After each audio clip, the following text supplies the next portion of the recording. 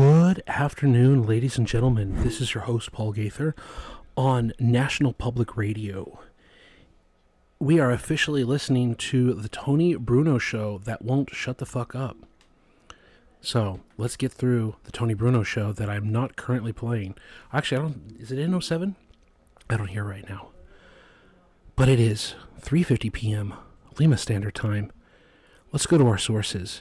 We have Madden NFL 2007, folks. Yes, Tony Bruno won't shut the fuck up. That's why I'm not playing the audio so much right now. News from around the NFL. Storyline Central. EA Sports Radio. He didn't have it like on the right-hand side. Let's go to play music. Shut up, Tony Bruno. We keep setting this, but you don't listen. We keep overriding it, and it doesn't matter. At least we're not going to get copyright strikes because I muted before I press play. Thank you for your patience, everyone. We've already started a Steelers franchise. Done the basic setups. Now it's time for us to go into my team. No. Stats? No. Franchise? Oh, I hate digging for this shit. Coach options. Management. Spittle. Set to automatic. Team schedule. Simulate the entire preseason. And let's greet the chat. In the chat, it says something went wrong with YouTube, and it's resetting. So apparently, my live chat is not running through. It has a giant purple monkey that says something went wrong. So we're going to go display capture and show you exactly what I'm talking about. So I hope if I refresh, it doesn't ruin the stream.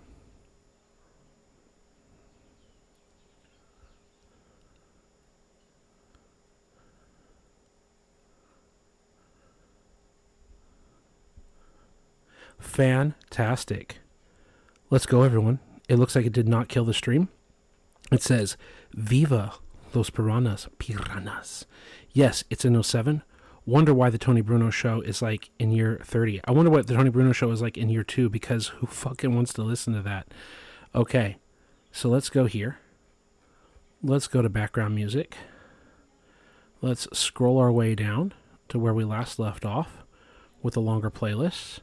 I thought they'd had a pretty darn good job. Let's manage here.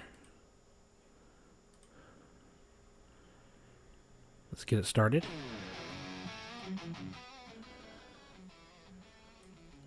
Just a little backgroundy.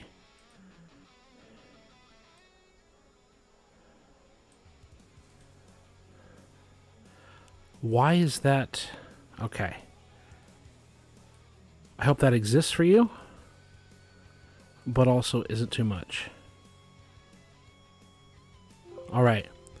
I hope you get to hear something, so it's not dead, boring air, and yet everything goes through. This is it's called Doing It Live, folks. Here we go.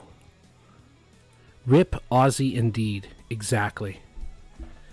So here we are, folks. Microphone set aside. Preseason has been simulated. Music has been put on in the background.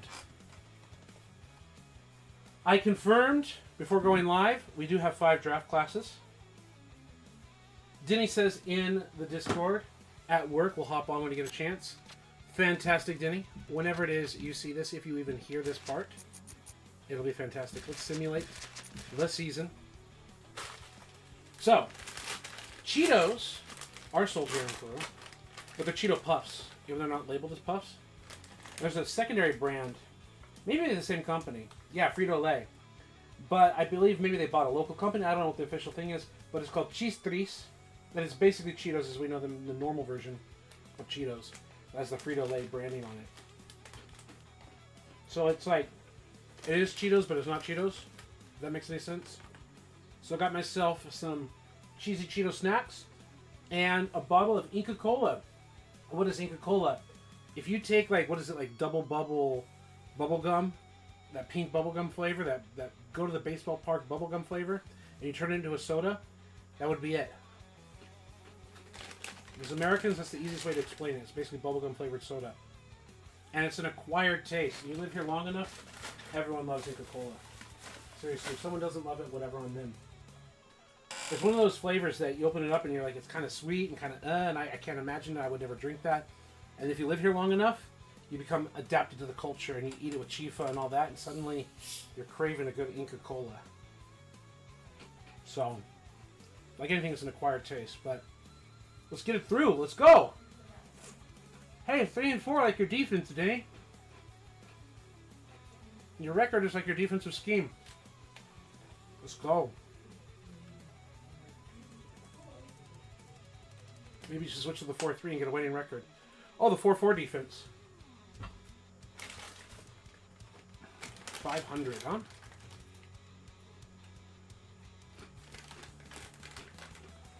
Yeah, a 2-game winning streak puts us at 5-4, and now a loss. Good old 5-5. We don't have Mike Tomlin though. Why are we going 8-8?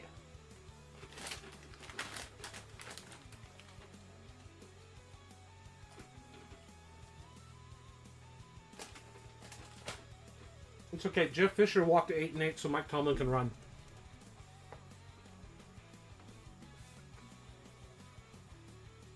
Hey, 6 wins, 6-5. There's the 6-6 bird. That's how many wins they have on the year. 7. What do you do with 7 wins, 2 games over 500? 8 wins. Now the league's in trouble, folks.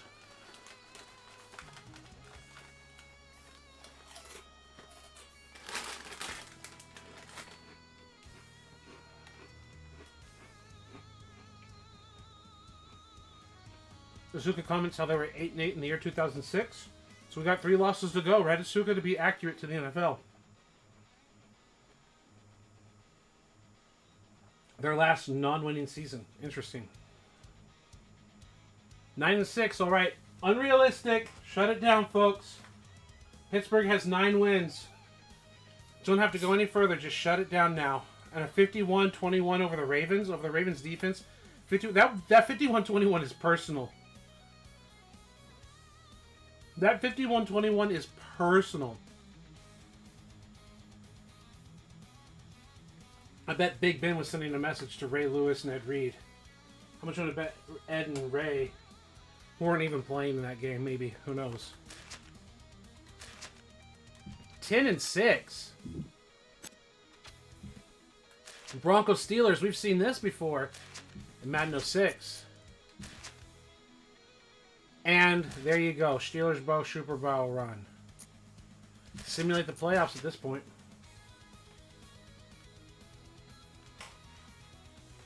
You know, I'm enjoying the music. I'm not loving it. It's the intro. It's called Metal Blues.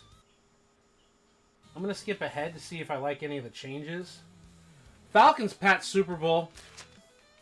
As if 10-6. Durr. Deion Branch and Grammatica. Yeah, I'm going to remove this. I don't dislike it. I'm not feeling it. Maybe I'll regret it later, but I'm just not feeling the vibe, folks. This one's called Ultimate Blues Rock Jam Session. Ultimate Blues Rock Jam Session. Now that is a sound I can get behind in the feeling of this stream. I can get behind this feeling. Falcons blew a 6-0 lead, right? Exactly. So we've got 6, 7, 8, 9, and 10.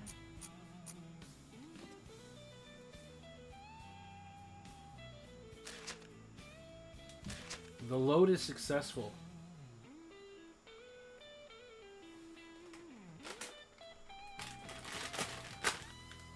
I want to see how the computer handles these rosters and player traits.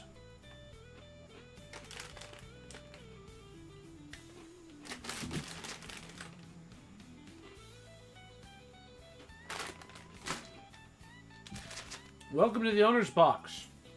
Shared revenue. 105.5. Now, Suka, how accurate is that to real life, I wonder? Especially because I think we saw in 06 it climbing to roughly that number. Wasn't it 06? Didn't it start with like 80-something mil and then go up to 105 or something? So I don't know how far off that is from real life, huh? We also noticed that it far exceeds player salaries. So player salaries were 77.6, and the shared revenue more than covered the cost and still gave ownership extra money in their pockets.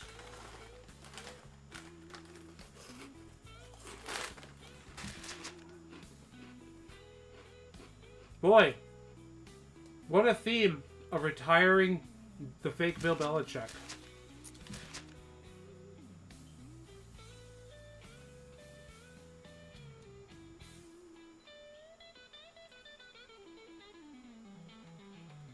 This advancing to offseason looks like it froze. Obviously it didn't. Retired players, Lorenzo Neal.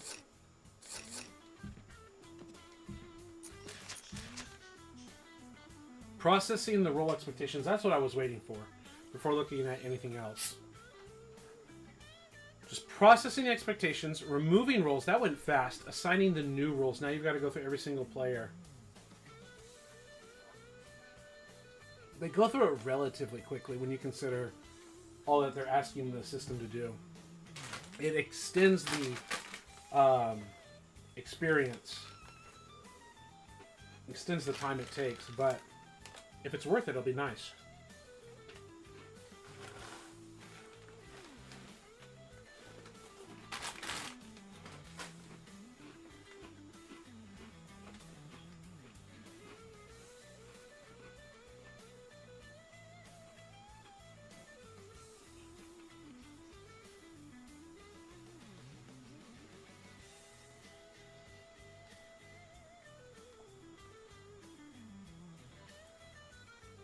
So I wonder which is slower. NCAA's off-season or Madden's now that they added the player roles. The brand new feature from 19 years ago.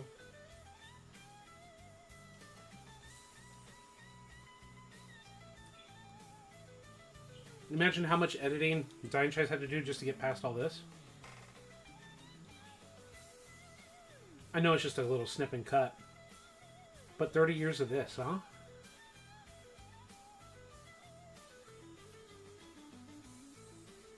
Masuka comments, yes, it was pretty accurate to real life. Thank you for checking on that. That is legitimately appreciated. Rosters, progression, obviously the 93 overall. He goes from the championship game in that incredible rookie year to this season. He's iconic. Player information. Roles. This player is considered a franchise QB. He loses the role if his overall drops below 85. If his franchise signs another franchise QB, or his franchise drafts a QB in the first round. So that should be like a warning to you as a player. Who knows what the computer will do? It increases his value by 10%. His offensive line receives awareness, pass blocking, and all of that. Must be nice. Someone tell Joe Burrow that he needs to get this player role so he can get extra blocking. Maybe Joe Burrow is giving that in the benefit, and they're even worse if Joe Burrow wasn't their quarterback. NFL starter. Not a useless role, but wow. If he has 12 starts in a season, and is a starter in the depth chart at the end of the season, it increases his value by 3%. He expects to maintain the role. See, that's the reason why it's tagged. Right? If you're a starter, it's like, who cares? He expects to maintain it. He gets a little boost for having it, how he earns it, whatever. We're not going through all and every single role. But apparently, we must have had a Brett Favre retirement. So we've got a 79 overall A-Rod, who did not get a chance to progress as a backup. And in the video game simulation, they gave him 12 of 19 passing attempts. So he was able to play some games. This player is considered to be the QB of the future by his franchise. Drafted in the first round as a prototype, will be lost if another quarterback is drafted or he does not meet expectations by his fourth year. You and I know it means year in the league. They just assume that you know what that means. Because there's not enough space on the screen to type year in the league. As I'm scrolling up and down, you didn't have enough room to type that in. Was there a character limit? You had to shorten it to Yill. For the average Madden gamer who's just putting the game on for the first time as a 13-year-old kid playing it, you had to put Yill. This rule increases the player's value. It increases his third... Expect to be starting by his third Yill. First round pick. Expects to start every game by his third Yill. This rule increases his value by 7%, and he's going to be going into his third Yill this year. And then, Engel Martin on his heels, 7 points lower, right? It's at 66 awareness. That's really insulting. The accuracy 84 is insulting for what we know that bad man Aaron Rodgers could do, right? So, the draft.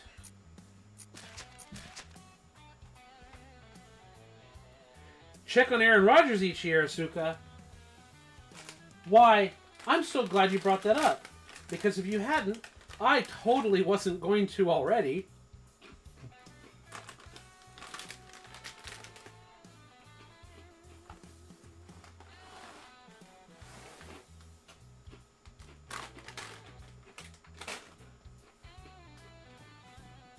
It's always the conversation of Rodgers versus Alex Smith.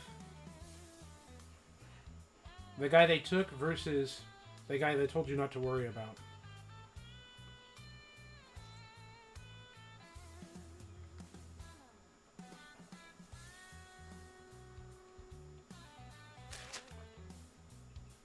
All right.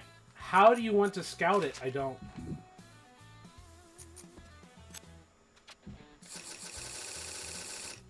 The Cuente Nueves. He lost 3 awareness points. They don't have his rookie numbers. They don't have his massive 1 touchdown and 11 interceptions in the game. They didn't even want to plug in those bad numbers.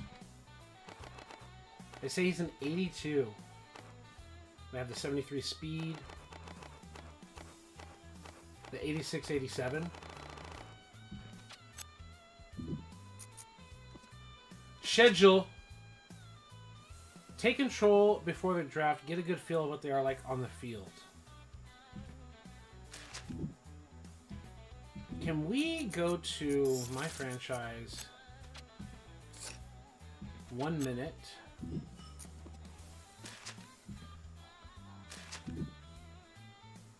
Hit start game. Do we gain anything from playing it? Or is it literally just get a feel for it? From beautiful Hawaii, today's game coming to you from Honolulu and Aloha Stadium. We're glad you could join us for today's matchup featuring 2 very well-coached teams as the visiting team match up against the home team.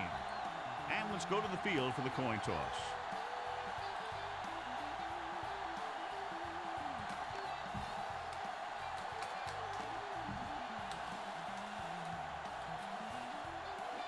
Both teams eager to get today's action started, so let's go to the field. Number 4. I don't remember picking a team. Did I pick a team? I thought I kept it dead center. From the 7-yard line. Did you just assign me a team? Jarrett takes this one back to the 25. The key here is to step up into the pocket. Make sure you get those feet set before you throw it. Ball on their own 25. Peterson, the lone back, to carry it. They'll go with a play back. Steps up into the pocket. Did not throw the play and sacks the quarterback. He's a player who can come in and contribute right away because of his pure physical talent. Now they're looking at 2nd and long after the sack. 21-yard line. One back. Here we come. The visiting team come out in a nickel package.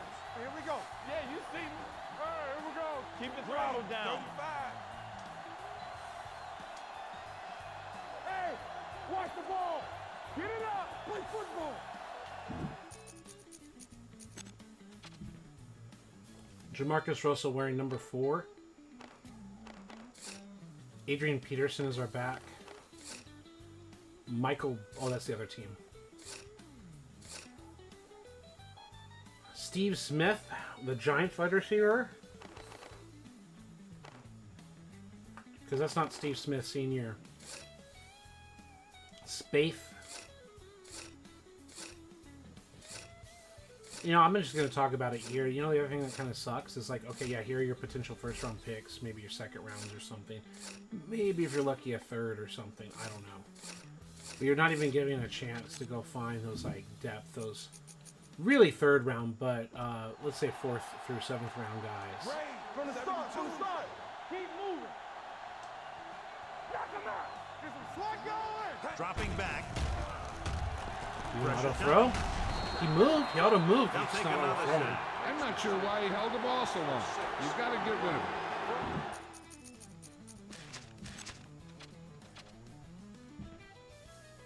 Accelerated clock, coach. Oh, because the game has a coach mode. Unlike 06, which was taken away from us, or at least the other game. 3rd and 21. No, it's fine. That's great. Now we know why.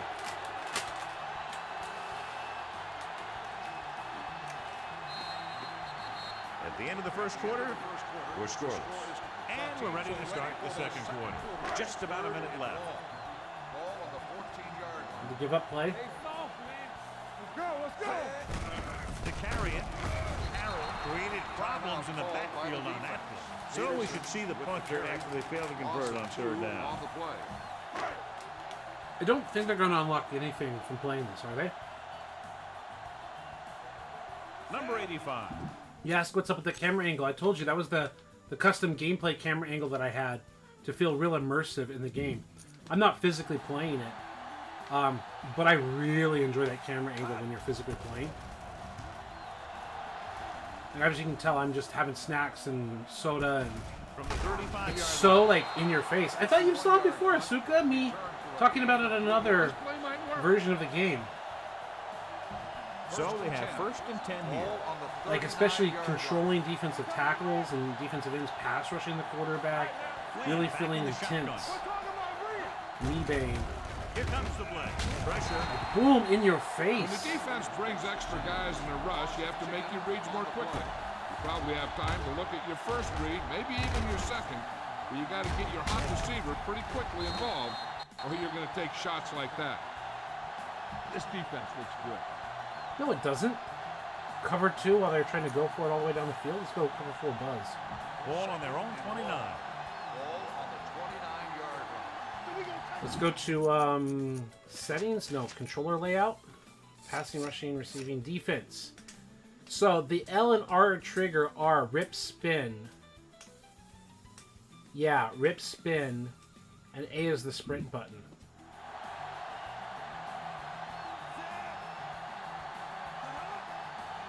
Yeah, we were discussing it in another Madden, like I was setting the custom camera angle. You can see where the safety is on the right-hand side of the screen. And the left safety, where he is on that side of the screen.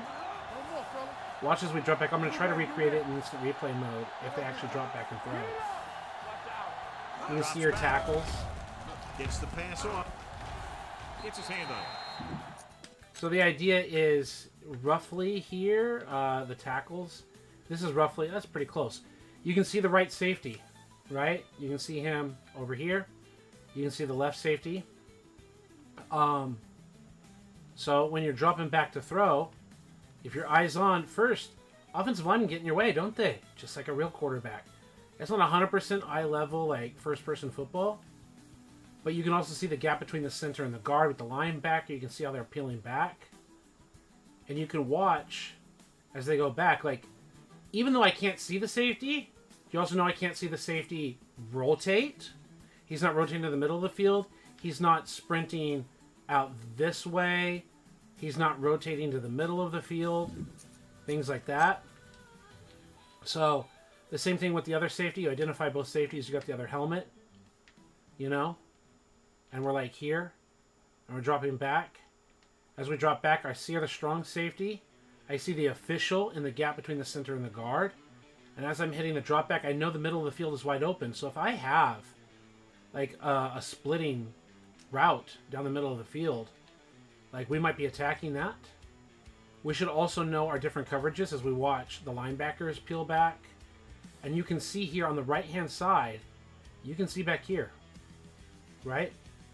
You can see what's going on. It's a lot happening at once.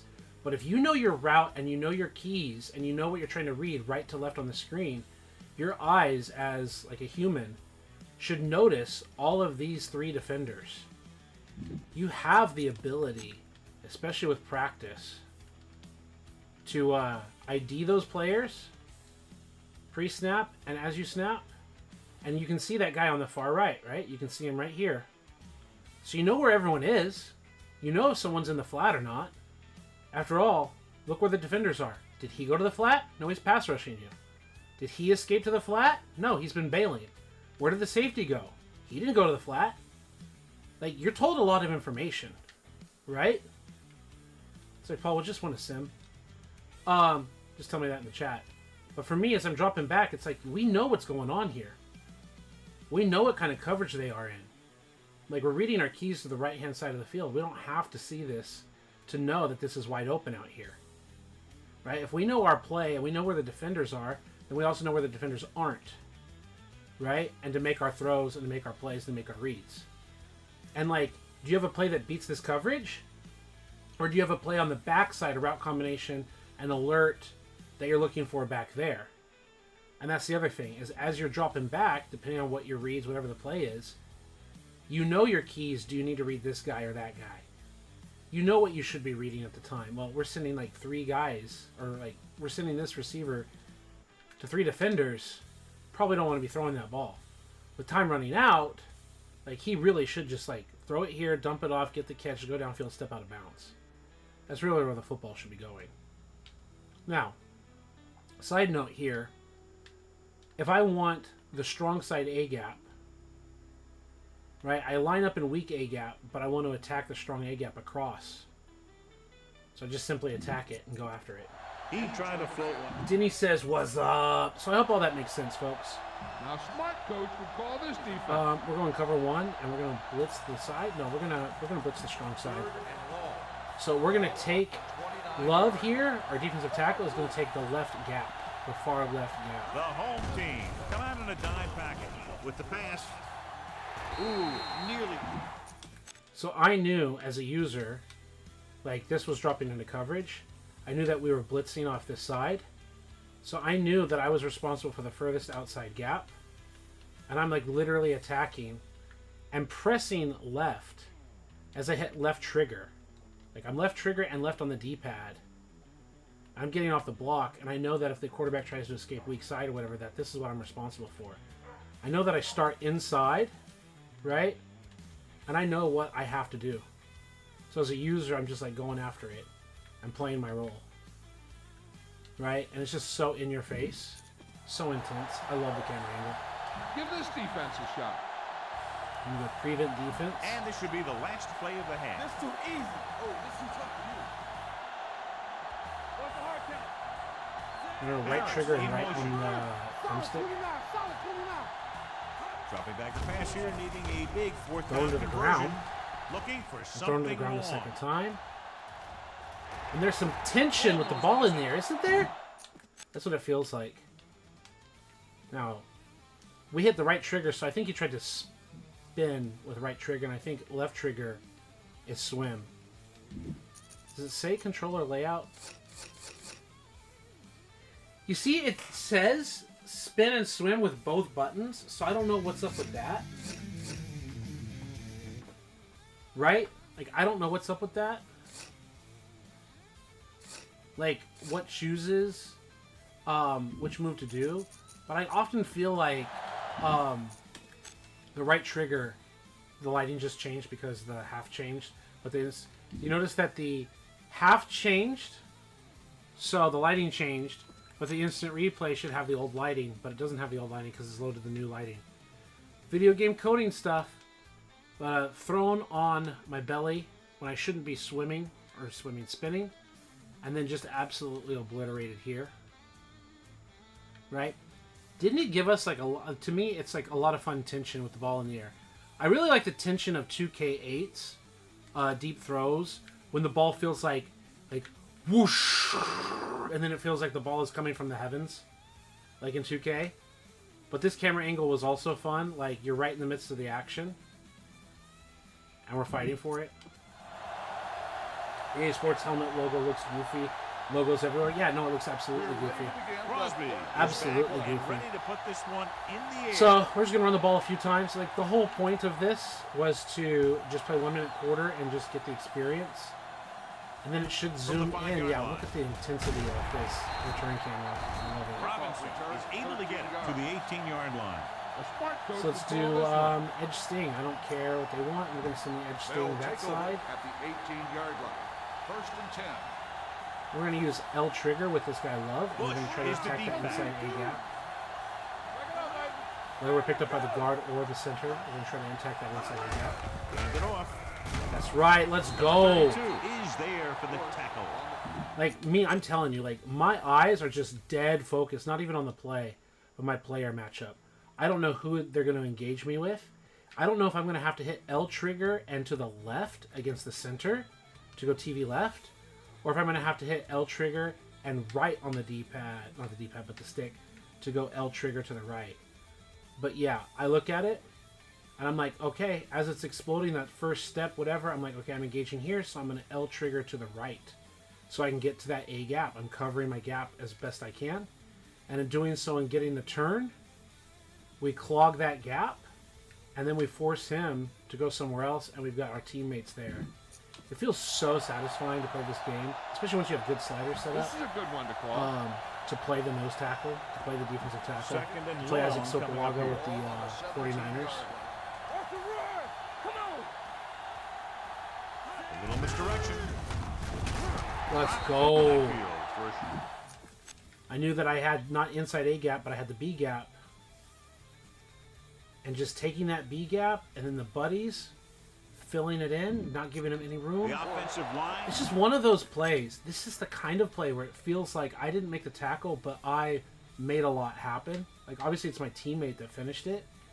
But it's just like, just make you change your direction into my teammates. We're not just trying to spill inside over and over. We're attacking different parts of the field, different gaps, A gaps, B gaps, sliding across, The whatever. spot coach would call this play. Nope, we're going to go 2 deep blitz. Trying to sell you the game that you've already bought. Exactly, Denny. Perfectly said, sir. We're attacking that same weak side A gap. Flynn with a man in motion. Under pressure, steps up into the pocket. We got the Good siggity coverage sack. downfield had a lot to do with that. Attacking the center and saying we're going to go left. And then as soon as we get off, we're going right. Getting the double team focus. Then we've got the 2 defensive linemen here picked up, which means if we're picking up double team here, we're occupying 2. And then we've got 3, 4. We've got 3 guys occupying 4 of the linemen. And the other one is here to protect. I'm sitting in the blitz off the other side. It's like, of course it's a sack. The fullback is even trying to help out because of the domination inside.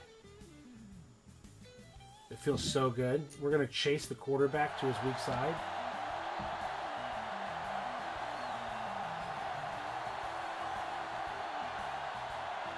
Three and out again and again. Sure, it's like, Paul, we signed up to watch you simulate the game. I just want to see if it gives us any information by playing this game. And so the punt goes out of Do they bounds. reveal anything? Or is it literally what they say, like, Have just the possession here at the feel? start of the These fourth quarter players in this feel game, which is tied. We're at Which the is 1 minute absolutely mark. marvelous. 43-yard line.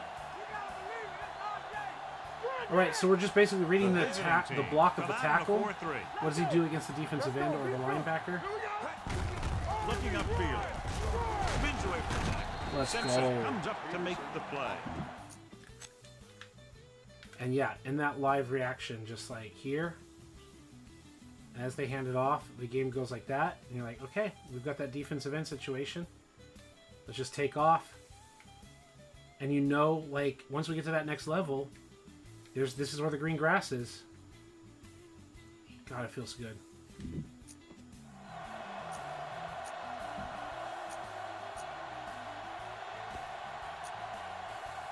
Ball right around midfield. Ball on the 50-yard line. Fresh start. Let us dictate. Let's go. Let's go. Stay pumped up. Under 10. 10. Good shoot. Number 89 Roll. goes in motion. I'm coming through, baby. Bring it up. Bring it up.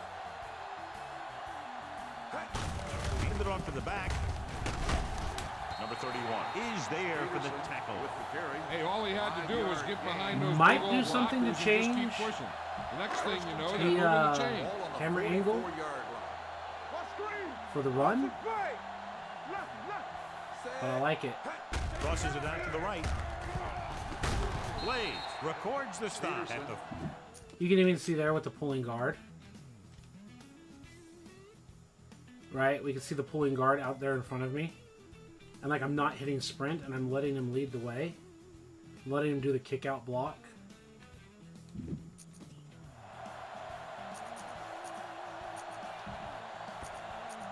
Second and 8. The home team Ball on pulls the a 42 timeout. yard line. They The have 2 offense calls a timeouts timeout. remaining. It's second down and 8 to go. Ball on the 42 yard line. So black and white, huh? It's cannon on. Back it up, baby. Gets rid of it. It's batted away. Third and 8. Just force the ball to white no matter what. One of us gonna make a play. Go. Play pass. Play alert. Dropping back. Bowen. Oh, that was almost fuck you money right there. Pass lead to the left. Tap the lob, pass lead to the left. And just came up shy of the walk-off touchdown. 4 quarters of play and not a single point on the scoreboard. Will this game end in a tie?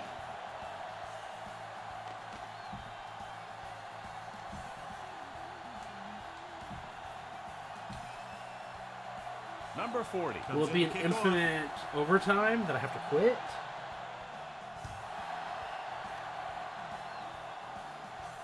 This one is taken by Jarrett. Jarrett is able to get it to the 18-yard line. Ball on their own 18. At the 18-yard line. First and 10. Peterson in the backfield. Will pass on first down. Trying something to the left. Broken up. He has a great feel for defending the pass, and he always seems to be in great position to make a play in the ball. Smith was the intended receiver on that play. Russell with split backs. Drops back. Gets rid of it. Incomplete. Wow, you can't catch anything. Mitchell whacks him, causing the incompletion. I'll tell you, there are plenty of guys in the league who take pride in making hits like that, especially when it causes an incompletion. Make him go short. I can do it, baby. Gotta keep my foot. Gets the pass off, and it's complete. Robinson is there on the stop at the 32-yard line. Russell fires complete, and it's good for a first down. Yeah, he excels on third down. Some quarterbacks just do. It's first and 10. Ball on the 32-yard line. Nothing. They don't get nothing. You gotta believe it. The visiting team come out in a 4-3. With the pass, Dropped again. pass was incomplete. Jarrett was his intended target. Intended receiver on the play. Second and 10. Ball on the 32-yard line. Stay both left. It's on. Hey, watch the ball. The visiting team with a 4-man front with the throw. No one on the fullback. Simpson with the stop at the 42-yard line. The home team will call a timeout here. Third down, less than a yard. Ball on the 42-yard line. Hey, watch the screen. 35. Grade 72. The visiting team come out in a nickel package. Steps up, closing in. He held What? onto it. Oh, that's not the run Great button. play tonight in there for the sack. Clearly, the offensive line is having a lot of trouble getting it together. You have to be able to protect your quarterback in that type of situation. It's going to take a little longer to find the open man or the hole in the zone. You got to find a way to give him that extra time that he needs. 5 quarters were played, and neither team came out on The top. home team. Nothing. The away team. This is the game where the A button, I think, This is game just is a scramble presented by button, the right? authority of the National Football League and EA Sports. Any Like, publication, rebroadcast, all pro or football, other use or of the 2K and all descriptions that, accounts of it's this right game trigger. without the expressed written permission of EA Prior, Sports is prior Madden, prohibited. prior This is Madden Al is Michael. press Y to Tonight. bring the passing icons down, and this Madden, or maybe even 06, is just pressing A to sprint. That's the other thing that I miss is just the... You have to sprint in order to run with the quarterback. You can't just bring the icons down and use his natural speed, because I like playing the game without sprint. Alright, the incoming draft class and workout drills. So do we know anything about this Jamarcus Russell folk? Anything in the report? Arm strength and passing accuracy. The IQ test. Wow. Folks, doing the man dirty.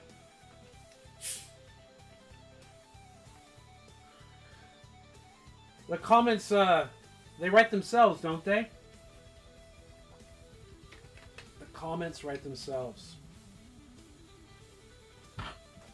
So, first to second round quarterback. Yeah, Denny. You understand what I was really trying to say. You understand what I was really trying to say. How much of a pain in the ass is this? That you've got to go in and do this? Pocket presence, precision, like per player. Per player. Yeah, you guys understand me completely now. I think you speak my language. But it says either one is pass accuracy, but not throwing power. And then the useless scouting report. Adrian Peterson, his hands. Okay, this one has actually some alternatives. So his hands to catch it, that makes sense. The ground attack is his run power, the break tackle. Right, the kick return is the obvious. The route running is hands as well. So you get the break tackle. What are we missing? We get the IQ test. Okay. So we already know, instead of interview, they call it IQ test. And run power, we don't even care about hands. If we said ground attack, are we even allowed to give him the catch the ball drill? Yeah, he said do one with Russell, but it's like it doesn't even reveal the throwing power, right? Get the block! Oh, come on, fullback. You were lined up to get it so I could cut back on them. There you go. Oh, I didn't get the agility. Blow him up! Blow up the other one. There you go. Go get him, fullback. Go get him, fullback. Go get him. Yeah, go get him, fullback. Go run into my own guy. Go get him, fullback. Quarterback, get out of my way this time. Wow. Obviously just fucking around, not trying to step out of bounds and stop the clock and all of that. Fullback, go get him, and let me cut back. And everyone's wearing the same blue jersey. That's what threw me off. I thought my fullback had popped the guy on a previous run. Like that. I thought the fullback had popped a dude and let me spring it.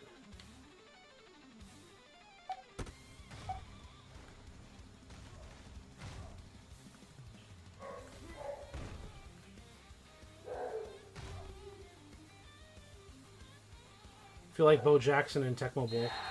I got a trophy, fuck you.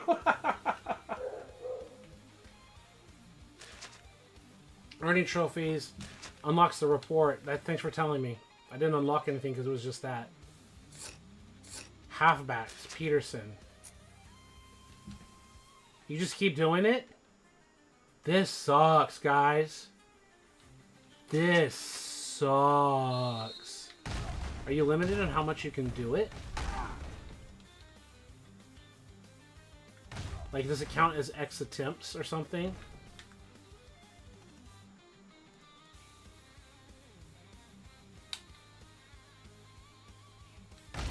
Fullback, go fuck a guy up. Don't do anything, fullback, apparently.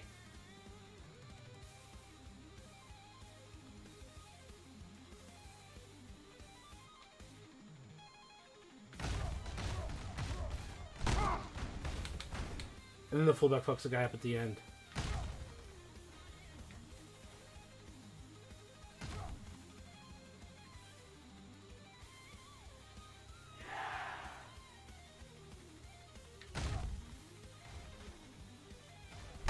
Oh, okay.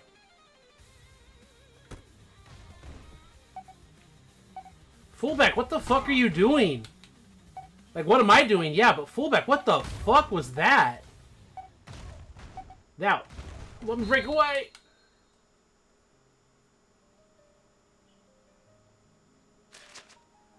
You said there are limits. Yeah, I want to know, like...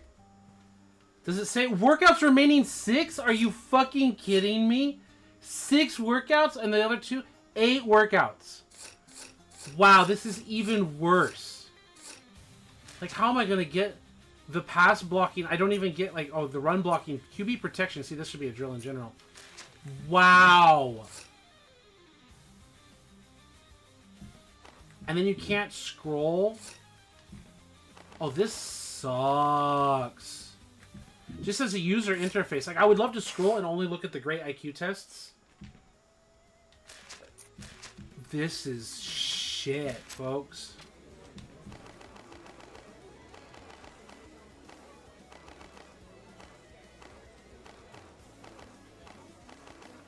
And it set everything so it doesn't matter. This is shit. You can only look at 8 guys? And you have to play a stupid fucking minigame? Like, you know me. Like, if I take it serious, I get a good job in the minigame. But you have to play the fucking minigame with only 8 guys?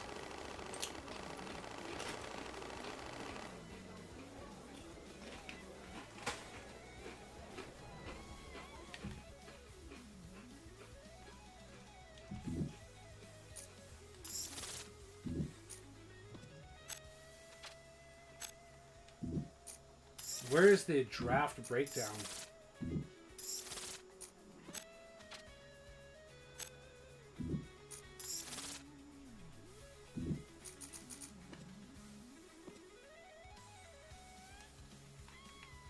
What does this even mean? What is this? When Dunchaz was doing it, what does this even mean? Like, who cares? What is this?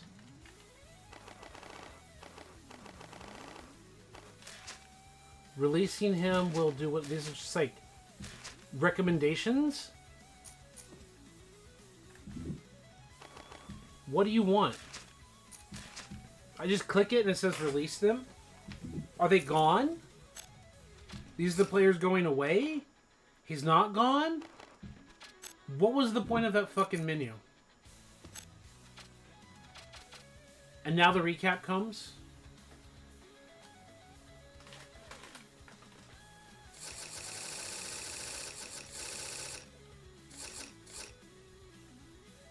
So, instead of Jamarcus Russell, the number 1 pick in the draft says the computer is recommending players to cut for cap space. Okay. But it's not clear, right?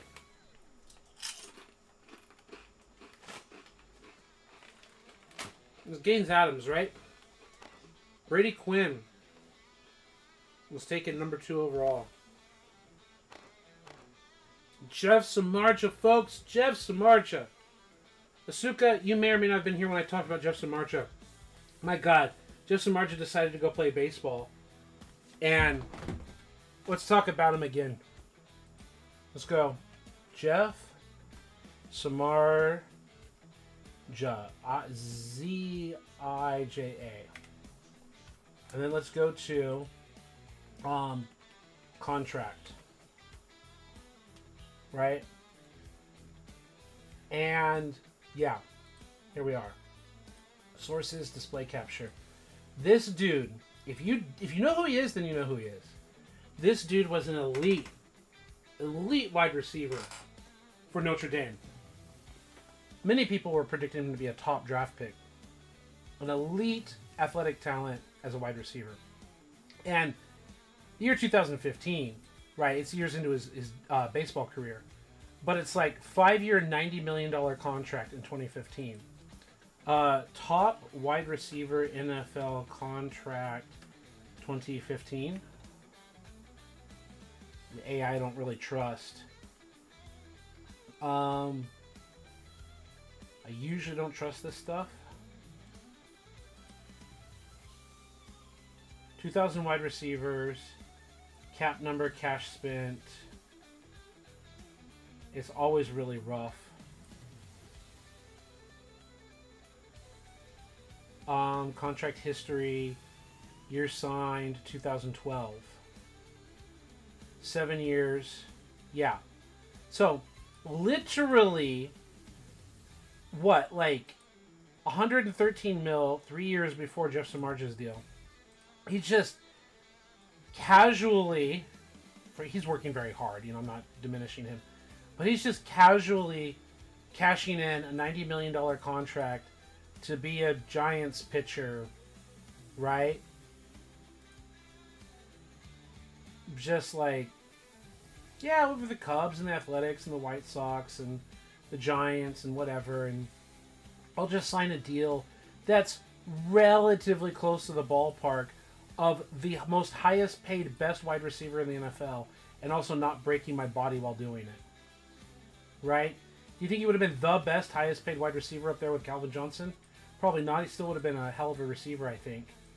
But it's just like, well, why did he choose baseball? I can't imagine. Why do you think he chose baseball? Let's just casually cash in to throw the ball around every few days in baseball instead of getting the next concussion.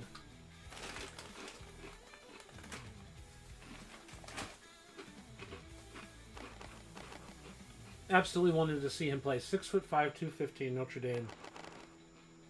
Really looking forward to his video game numbers.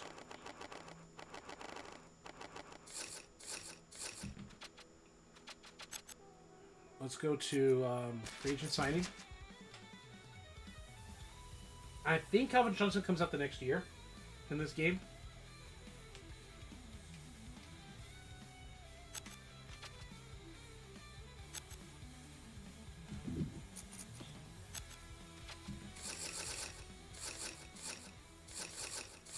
A wide receiver, speed, overall. Is there a tag for rookies?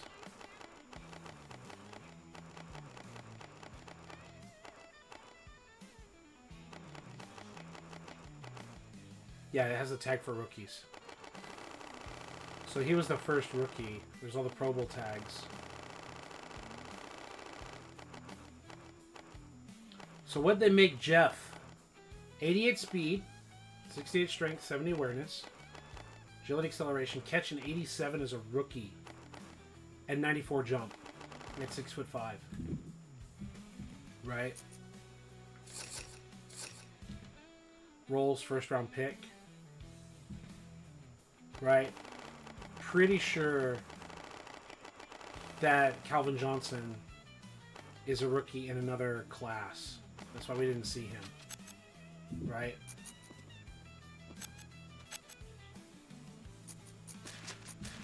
So, this first season is a slow start. But I think we're going to go a lot faster with the other seasons.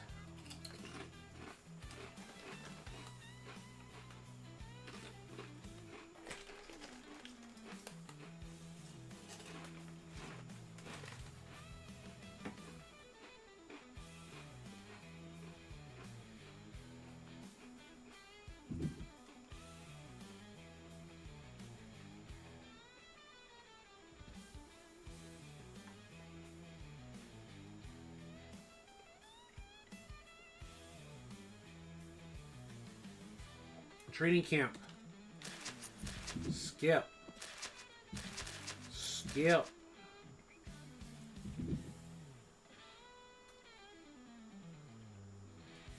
Yeah, if you watch Jeff Samardzija in college, he looked like he had a lot of tools. Is he like the next Calvin Johnson? No. But the leaping ability, the size, like the Wes Welker slash Edelman, whatever, Danny Amendola speed, like the 88 speed, and the big body.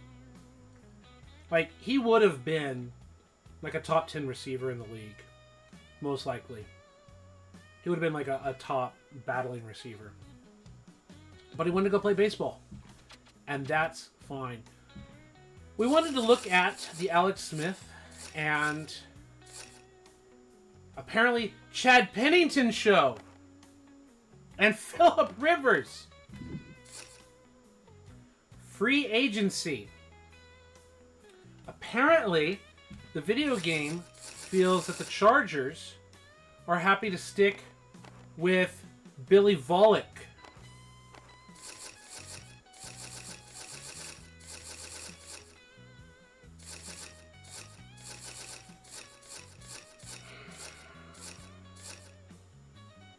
I can't fucking speak, guys. What the fuck do I say?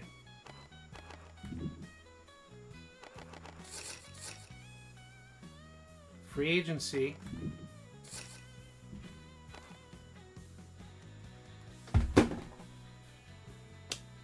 I'm speechless. I'm fucking speechless, guys.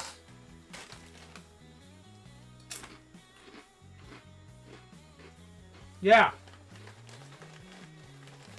See, this is what you get, Asuka, for talking shit about Denny's team. Can't wait to see what Denny's team's gonna do. Denny's team. Oh, the Viva Los Piranhas, huh? Fuck, it's not so funny what's on the other shoe, is it?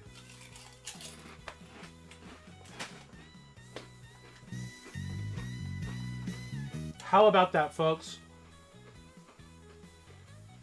The lie that was sold to us that if you have the future quarterback, well, they wouldn't be as likely to target quarterbacks. The lie that was sold to us. And this is what they do.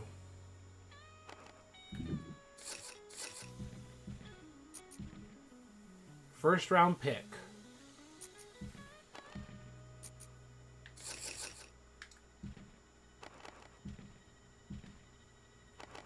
This is, I don't, yeah, it is hilarious. It's like, Jesus Christ, folks. Like, there's your thumbnail, right? And get it ready in the Discord.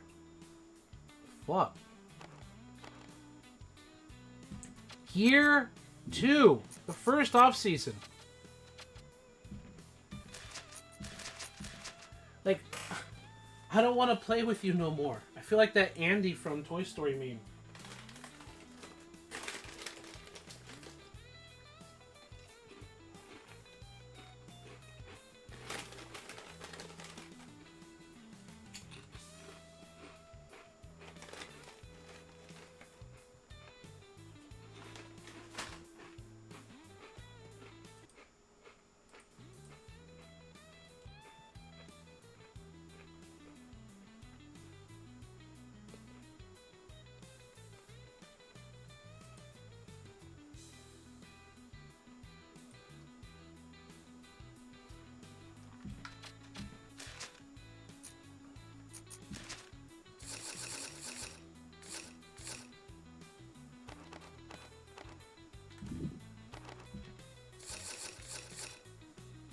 And meanwhile, Alex Smith is just out here losing his overall.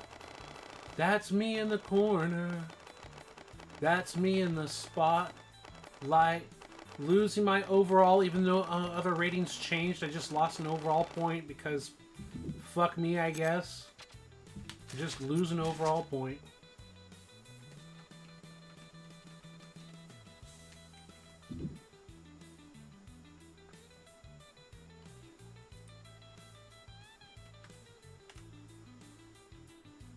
See if we can find the line.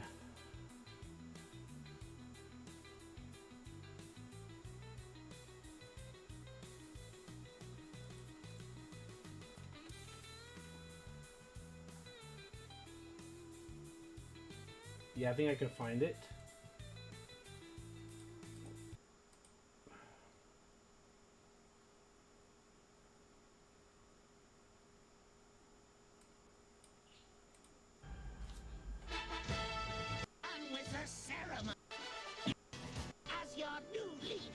Here we go. Who disrupts my coronation? Coronation, Starscream? This is bad comedy. Megatron? Is that you? Here's a hint.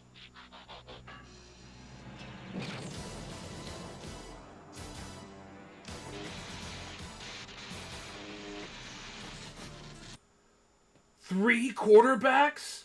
This is bad comedy. Aaron Rodgers, is that you? Here's a hint. Holy shit, what the fuck?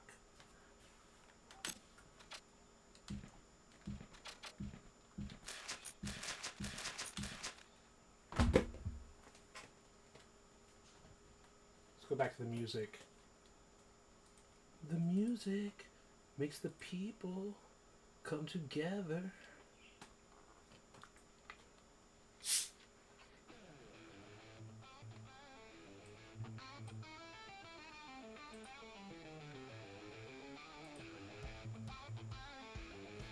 Exactly! You haven't laughed this much in a long time. Like, Asuka, it's bad comedy, folks!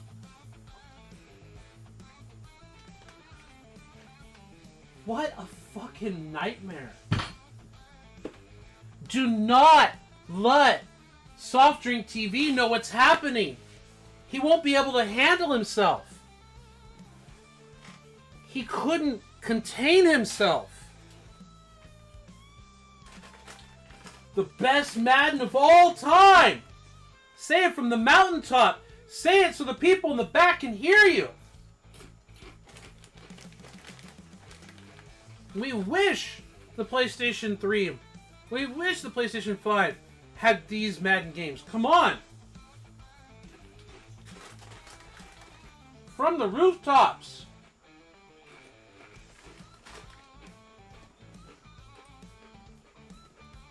You know I love you, Soft Drink TV. You know I love all the hard work that you put into it.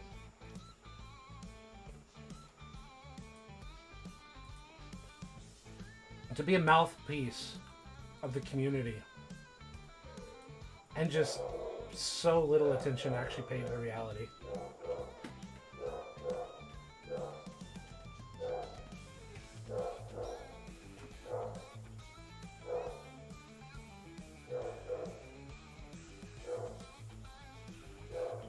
That's right, folks. That's right, folks. Display capture. Madden NFL 2007 was a masterpiece. Also, brought to you by the Sarasota Seamen, the meme team. Is there a better encapsulation of Soft Drink TV's channel? Is there a better one than calling this game a masterpiece, and then this is the second result? Right? The last great Madden. Right? Mute it. It's his video. It's his work. Right? We're not going to physically watch it and take his stuff. These are just shots of Madden. Not a single word of his word is used. He doesn't get to own the footage of gameplay. All the game modes. All the wonderful game modes. You can learn all about the game modes. You hear all about the gameplay. Yeah, he's using footage from literally like the instructions and the conclusion. Right? You can watch it all yourself. Why? Madden 07. It's a goddamn masterpiece, folks. See it for yourself. I don't want him claiming anything. God damn it. Masterpiece. Unrivaled.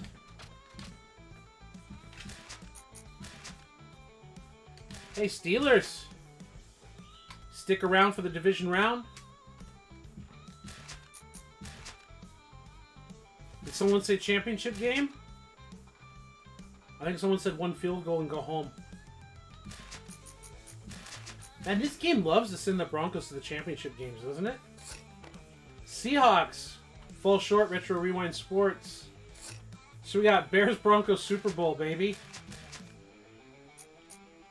Now remember Madden 07.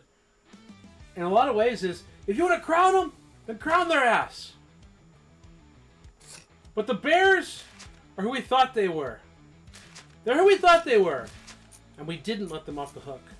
Rest in peace, Dennis. Rest in peace, Denny. Dennis Green.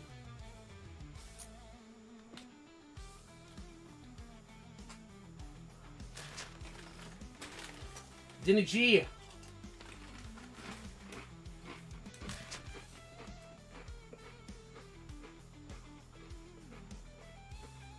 Jake Plummer. Jake the Snake gets the ring. Now he's growing mushrooms. Who knows what he's doing now, but he was a mushroom farmer.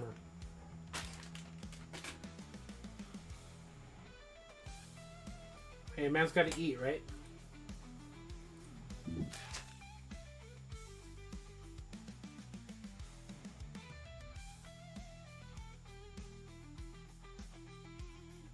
So there's your shared revenue. From 105 to 118, so plus 13. Pretty standard compared to real life.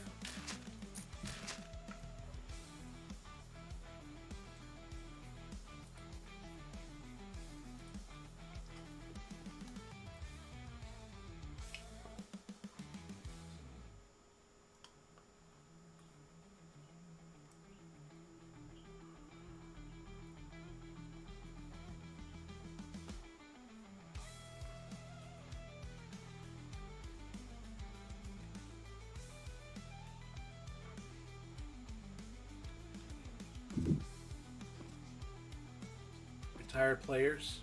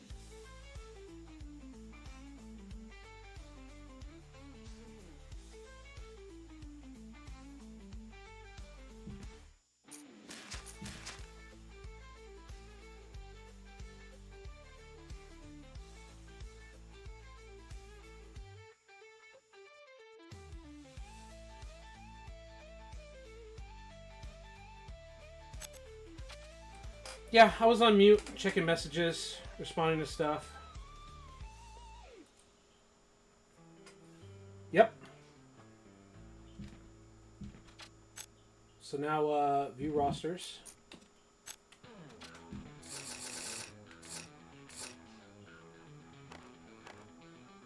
Little Mr. 79 overall.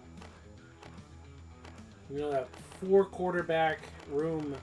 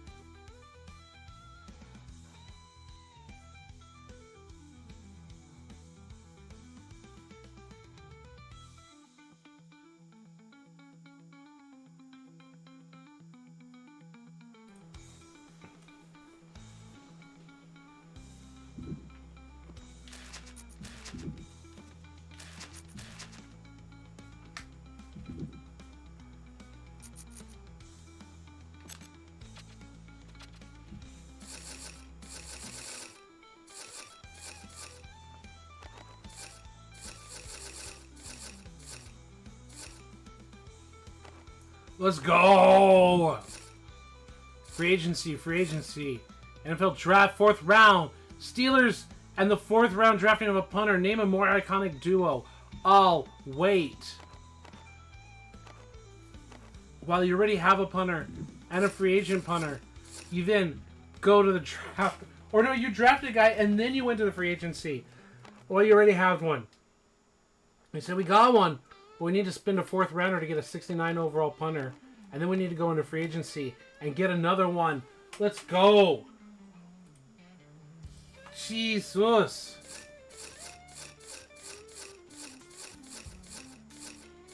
No right ends. 4 left ends.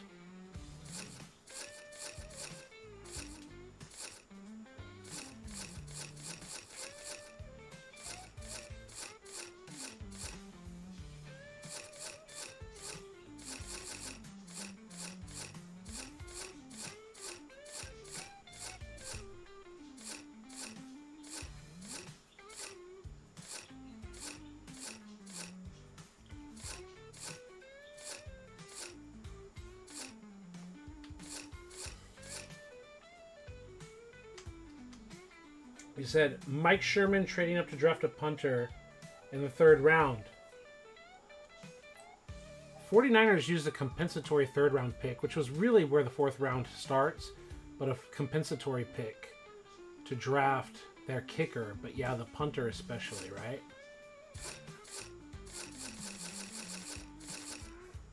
The quad guard. So the 5 guards. And again, Elton Brown 75, whatever. Free agency acquisition. Free agency. NFL draft.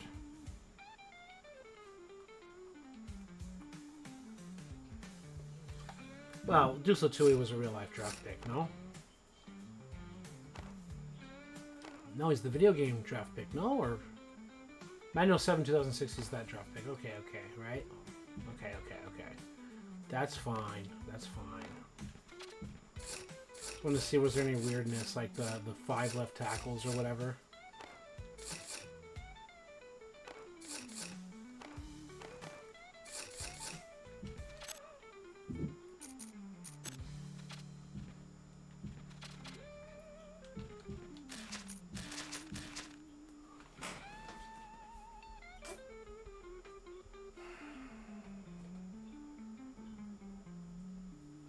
Didn't even check if Calvin Johnson was drafted, where he was drafted to, when. We'll go find that information out after we get to the preseason, right?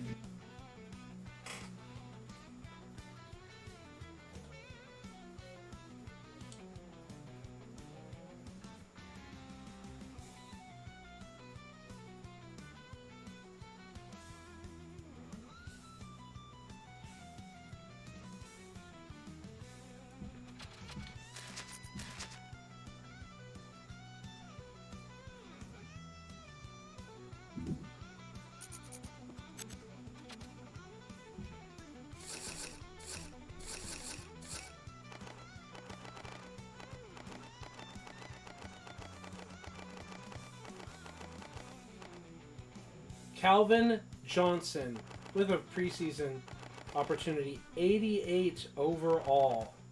Kansas City. Only 91 speed, 77 strength. The 95 acceleration agility, the 85 catch, the 96 jump.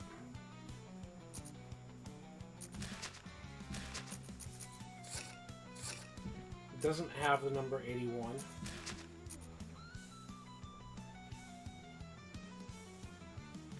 Megatron, wearing Randy Moss's number.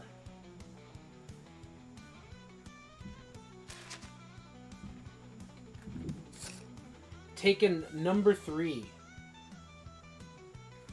Asuka, aside from the 40-year-old edit, let's see, it says, was so bad. We signed a 40-year-old free agent to be our starting punter in 2004. Then when Sander finally got his chance in 2005, he was so bad he got benched for Flynn in the final cut. Yeah, to trade up and then be that atrocious. Yeah? Yeah. It's Pretty bad. Pretty bad. Calvin Johnson was that pick, huh? Jeff Samardzija. I don't know how much he's progressed or just stayed the same.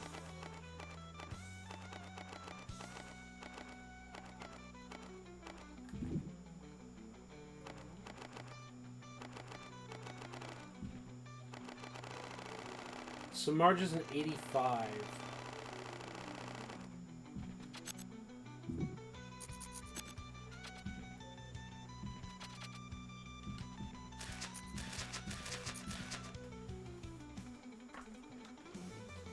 Right, P for the D. Come back and it'll still be simulating.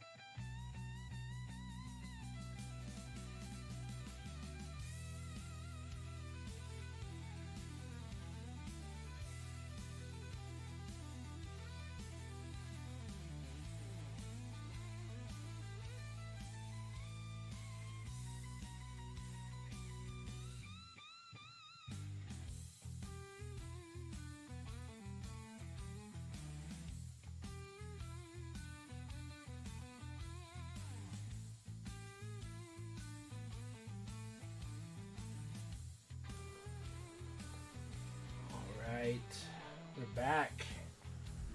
Not quite through the season yet.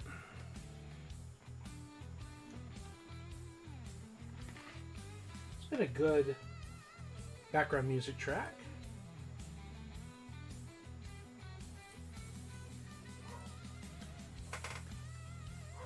Comments says, Denny, sorry got pulled away after your last comment. Did you see the Packers QB list? No, just got back. What happened? You're missing out, man. Someone gonna tell him? It was in year 2, by the way, like after the first offseason.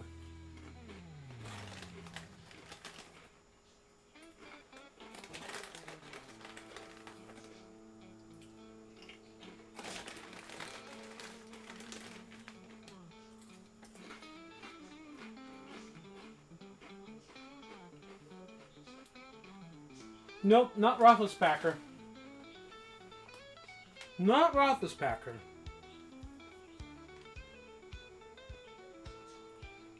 Asuka spoiled it in the chat, not letting me watch it.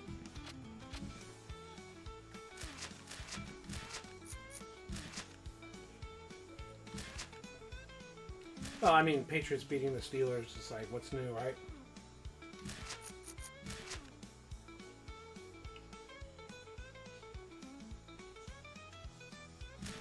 Hey, Seahawks. Hey, Seahawks, go Super Bowl. Retro Rewind. Seahawks go Super Bowl. Play Peyton Manning. Seahawks win Super Bowl. I didn't think last night. Retro Rewind was saying Seahawks come up with the short end of the stick.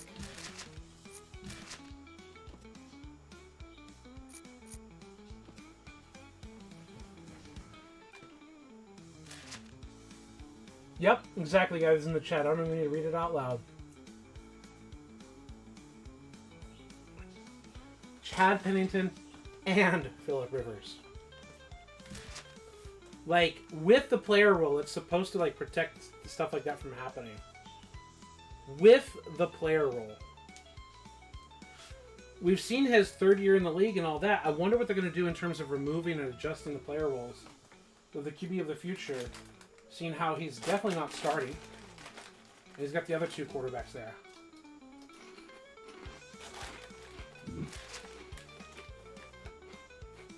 Masuka, 137.05 mil. 137, basically.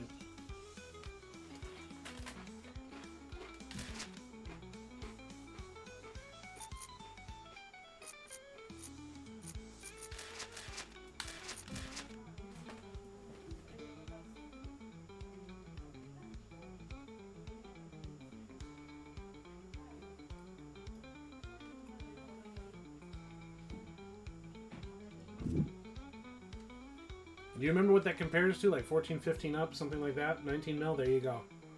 Checked it out. Exactly.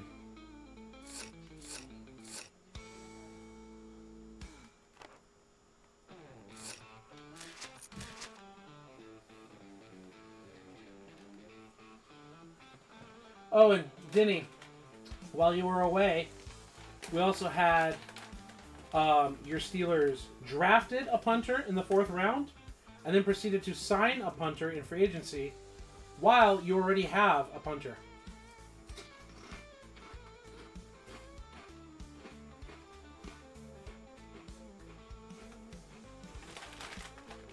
So not 4 punters, but 3.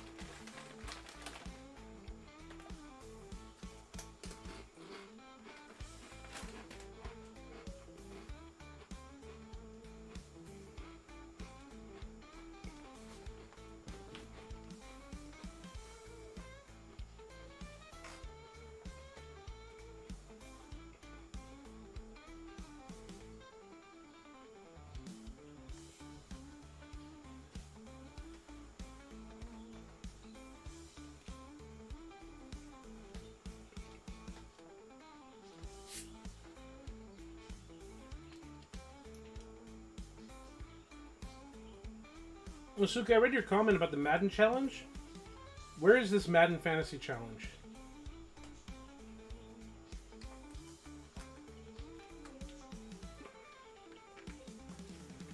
Denny talks about a real life year. They went through 6 of them, then list them. Can't remember the other one. There were a bunch. Needed 2 more of each last couple of seasons.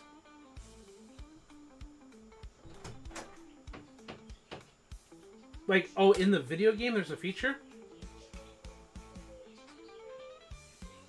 Okay. So, I need to step away. So in order to step away, we're going to click Start New Season. We're going to let it run. And I'm going to go on mute.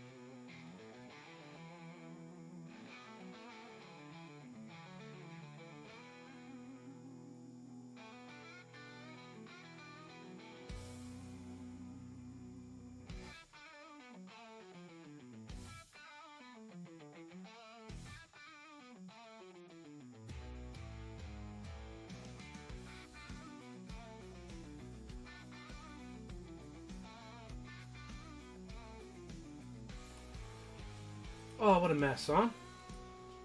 You just say it's in Madden 08. I mean,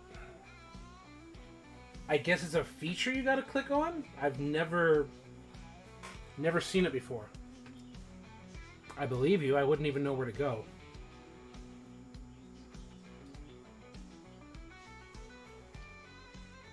I know that stopping players from turning kickers into other positions was something EA tried to restrict because people were doing that online and making videos of it and extra embarrassing them. When they had at least some modicum of shame, that was their response.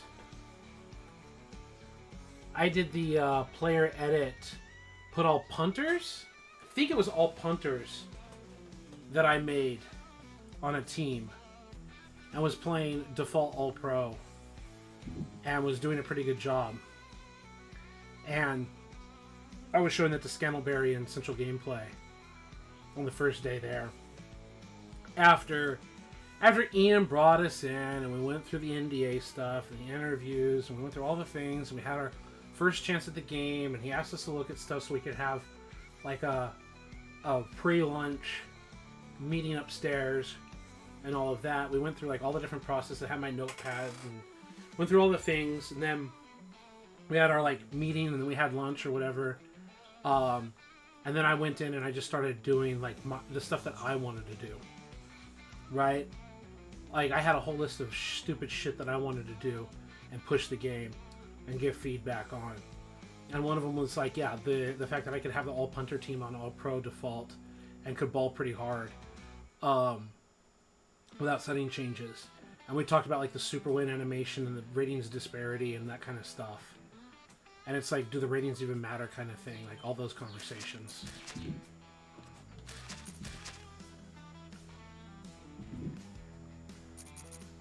Oh, roster. View roster. Lost one overall. So there's your Rivers, Pennington, Rodgers, combo breaker. And the Steelers preparing for the future. And after your draft pick, someone else clearly drafted this guy. New Orleans drafted this guy in the 4th round. 4th round punters, folks. But he's an injury-prone 4th round punter that was released by the Saints and picked up by the Steelers, right?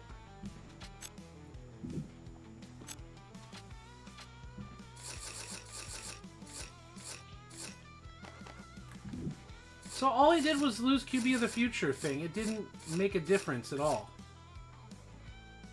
No differences were made.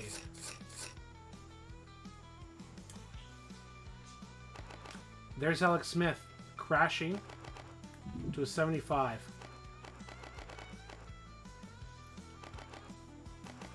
Crashing, plummeting to a 75. Underachiever. Plummeting to a 75. And then they went after Matt Leinart and drafted a quarterback. Free agency pickup. Pick number 1 overall.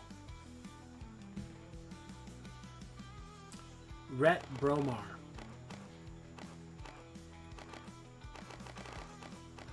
So in this timeline, the Alex Smith experiment took him 4 years to go back to the well for quarterback position.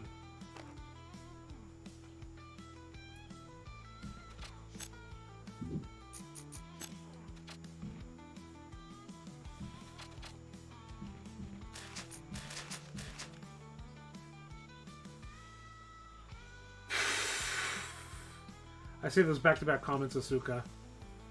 My God.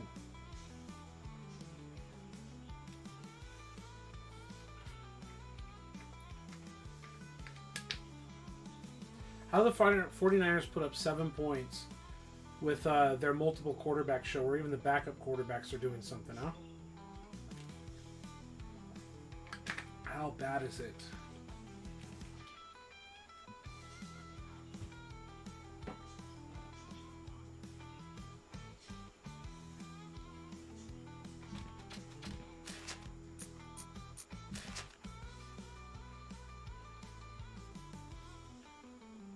You know, that's the other thing it tells you is Alex Smith was like an 80-something. And Rodgers is only 79. Alex Smith was an 80-something and he just got shit on. Like, what more do we want?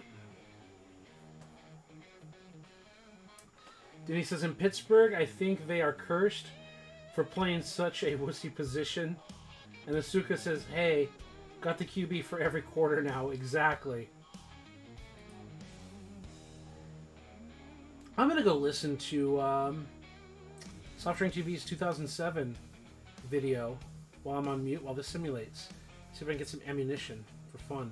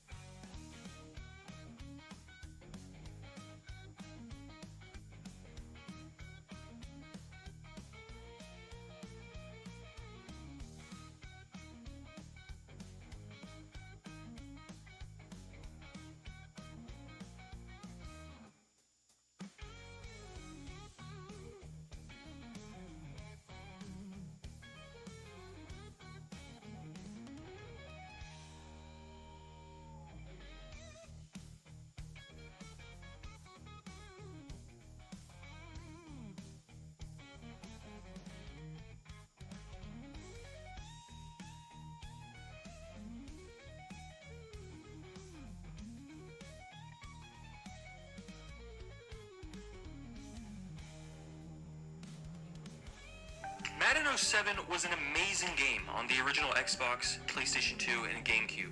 It had the best franchise mode of any Madden, or even any American football game ever made. There you go, folks. From the horse's mouth. From the horse's mouth himself. Case closed, folks. No further opinions accepted or needed.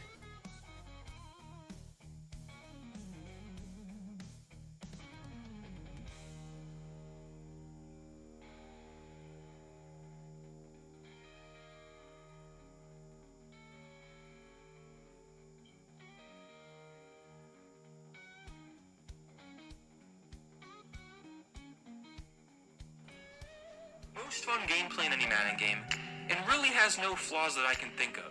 It even has a fantastic soundtrack. No flaws. No flaws, folks. How many flaws? Put it in the chat. Count the flaws, folks. Can you count them? I can count them.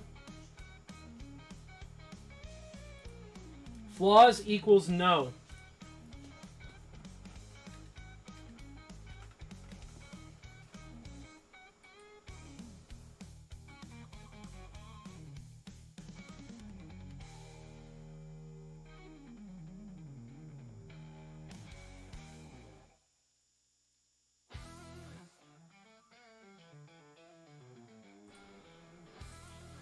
But didn't you hear him?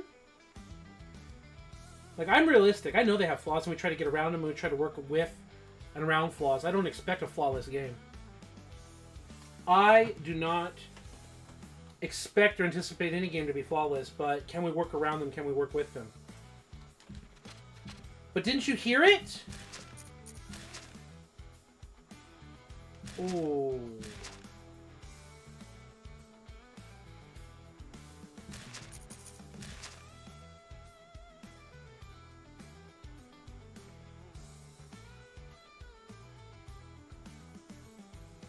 Lowell Rodgers is just the bum. He sucks. The game is right. Exactly. Without Belichick, Patriots are still making there, huh? Feels like we got different teams here. I mean, Panthers, Titans, and all of that, right? We had Seahawks and Broncos and all kinds of other teams and Colts. So, I know it's still early.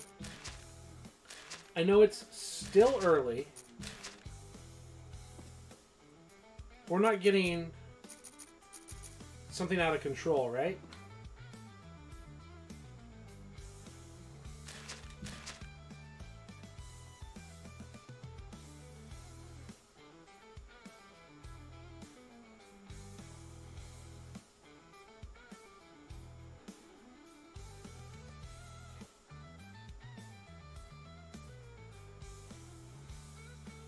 Oh my God, this is gonna take forever.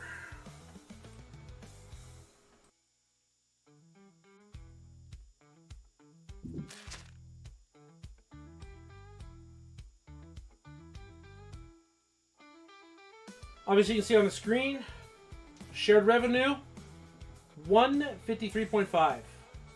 So 53.5 is like 0.5 or 0.05, no, but 53.5, like a half a mil increase. Yeah, 153.5.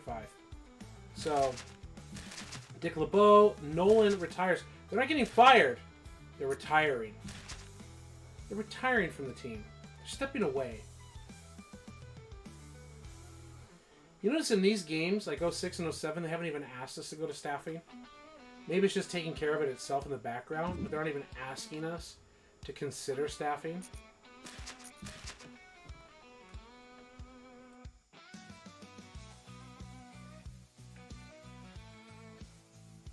Asuka tracking the progress, very good.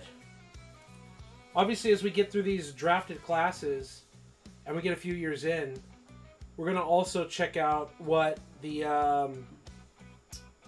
progression looks like, what the salaries look like, that kind of thing. Denny says, I do remember only having cap problems if I was losing. Yes.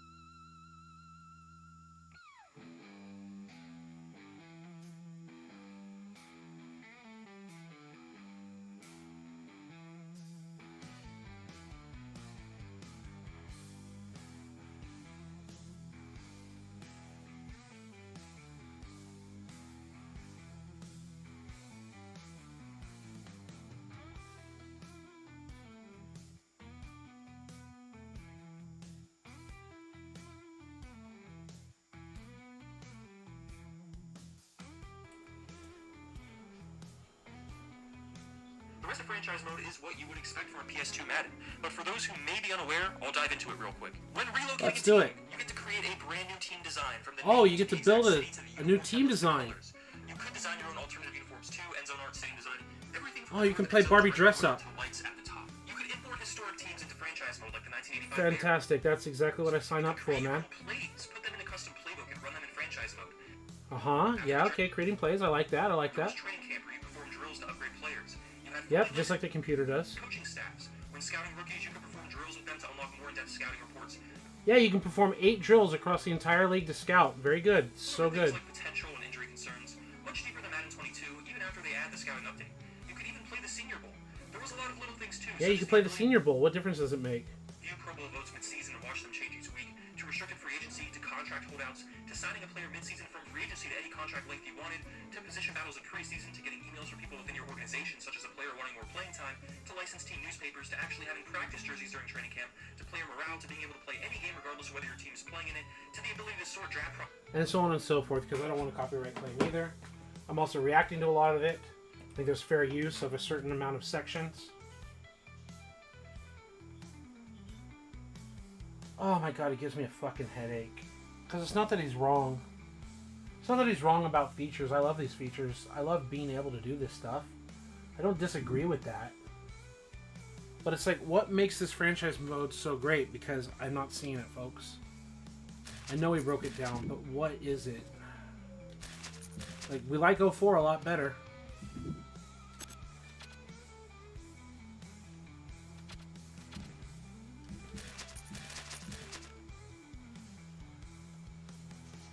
Going back to the comments. Then he had the comment about cap penalties.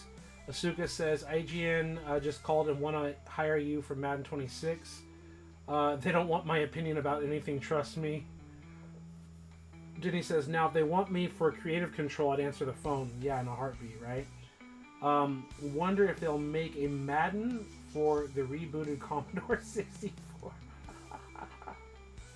No chance EA is too cheap for that. Oh, you like creating your own player? Cut it! Paul, what do you think of Superstar Mode? It was an interesting idea. I like the idea of playing Superstar Mode of any position. I like playing Superstar Mode of center, offensive line, or do whatever. I think it's an interesting idea. I think it was another failed opportunity. I think it would have been fun and interesting for you to actually have to earn a position and watch the game from the sideline as a backup to an extent, kind of like head coach.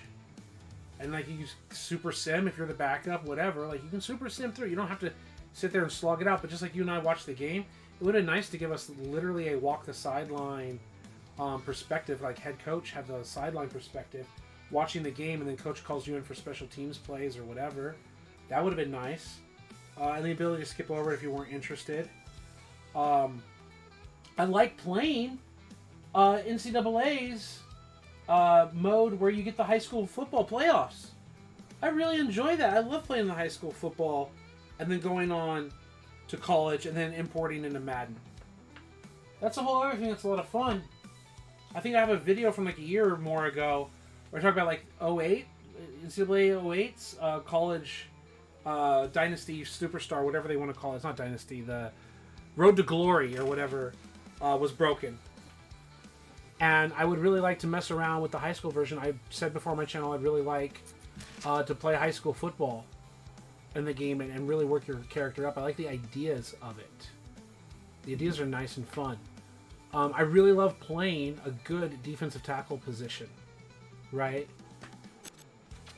The middle linebacker. There's certain positions that are a lot of fun. Really the weak side off-ball linebacker that flows, attacks weak side runs, flows and can fill A gaps and do all kinds of things. I think those things are a lot of fun. It doesn't make superstar sexiness, but being able to be your own version of a Junior Seau. My friend Carlos used to say that when Seau like got pressured, I would go, Seau! He would say that all the time, and it's like stuck in my head forever. Seau! When Junior hits you, you Seau! Love Junior Seau. Rest in peace. One of my favorite players of all time. Too bad he never got to wear a 49er jersey, but it was fun to watch that man's career. He was a credible human being from everything I've seen. My understanding is off the field, he was also very generous to communities and all of that. And it's really sad that he decided to take his own life. And yet, even in the process, the understanding is he left a note or whatever, he chose not to damage his brain because he wanted everyone to know what had happened to him and what was going on inside his head. But yeah, getting to play as like Seau, getting to play as Takeo Spikes. I don't mean like specifically that player, but even that position, that role. Man, I have so many fond memories of playing this game as that off-ball linebacker, strafing, taking things down, dropping into coverage, intercepting screenplays, like just so many different things. I love playing the jack linebacker, the off-ball will, whatever, blitzing off of that B gap, stunting and taking the D gap around the edge or whatever, filling the weak side A or whatever, just all kinds of things. It's so much fun. When we played, what is it called? Madden 11's online team play. My best buddy Shane, he would play the defensive line. I would play the linebackers, and our buddy that we made online would be the secondary. And again, I would constantly play the weak side linebacker. Right? Shift the front and all that. And it's like, you'd have the front side pursuit containment, and then you either had to overflow on a pitch play or fill on inside runs, fill the counters and the weak side runs, making the tackles. Like, I love playing that weak linebacker position. Whenever I train our American football team from 2012 until 2019, there were many times where I would, even my fat ass, would be like the scout team, if you want to call that, off-ball linebacker, helping make calls and making coaching points and all of that, and just dropping back into coverage and everything. Love that play, love that position, love nose tackle, love 3 technique and those kinds of positions you've seen me play. Love playing that in the box, that area of the field. Love it. So when I play Superstar mode, I enjoy it. But it's a mode that feels like they inserted in the game, and they're like, okay, we're done. No notes. Flawless execution, no reason to make improvements or changes because we're EA. We installed it for like Madden 06 or Madden 05, and we've left it completely untouched all the way through 08 or whatever. We just have some user interface texture changes or whatever. Terrell Davis emails you or some bullshit. But functionally, we're just leaving the mode completely untouched. We're moving on to the Xbox 360, and we're going to have basically a version of that, which we're also going to leave untouched. And then they had the connected career mode for Madden 13/14, and it was less interesting, significantly less interesting to play as. I never really messed with it much beyond that. Multiple comments since then. And then he says, the features were great from where you came from, but there should have been a way to up your number of workouts possible. Then he says, you still have playing inside backer or strong safety in Superstar mode. They added Super Sim in 09. They used that idea in NASCAR for Dirt to Dayton, where you started as a local dirt tracker. I love that idea. Which game did they put that in? Working your way up to the cup. Really shocked they didn't do that with Madden. It's just unis and rosters. Exactly. Well, not shocked, exactly as he says.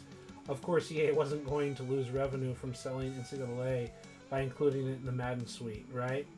And the current Madden Superstar is shit, and it's literally just cinematic cutscenes. Yeah. Somewhere along the lines, the simulation finished, and I got distracted. Hope it wasn't sitting there for too long. It's something worth looking at, as this is like the last Madden to look at, right? No desire to look at Madden 09. We saw Dyneshise invest 6 hours into 08. And Colts are back to the Super Bowl. Falcons are in a Super Bowl run, and they get a W. So Falcons lost to the Patriots in 1 year, and Colts are back.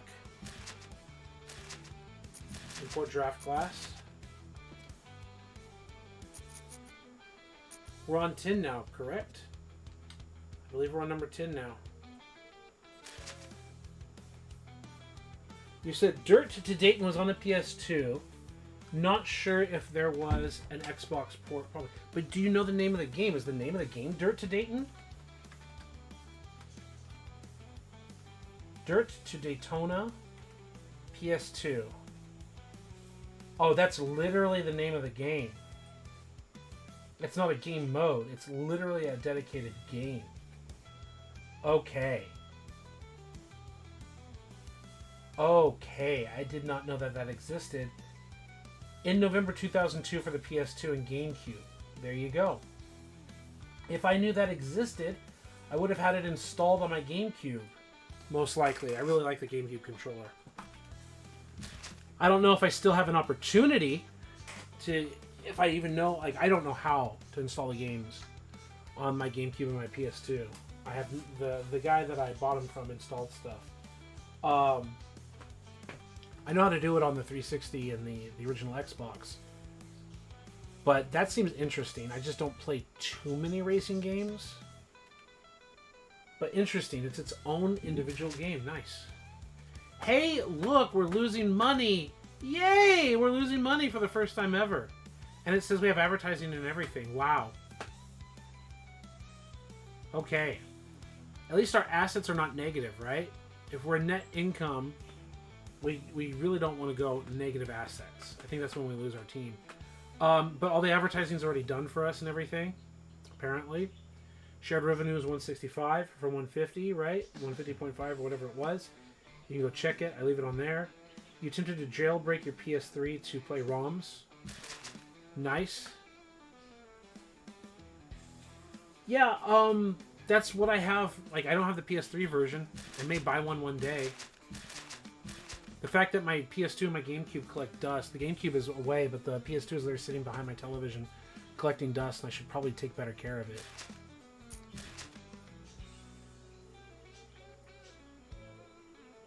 I really ought to take better care of it.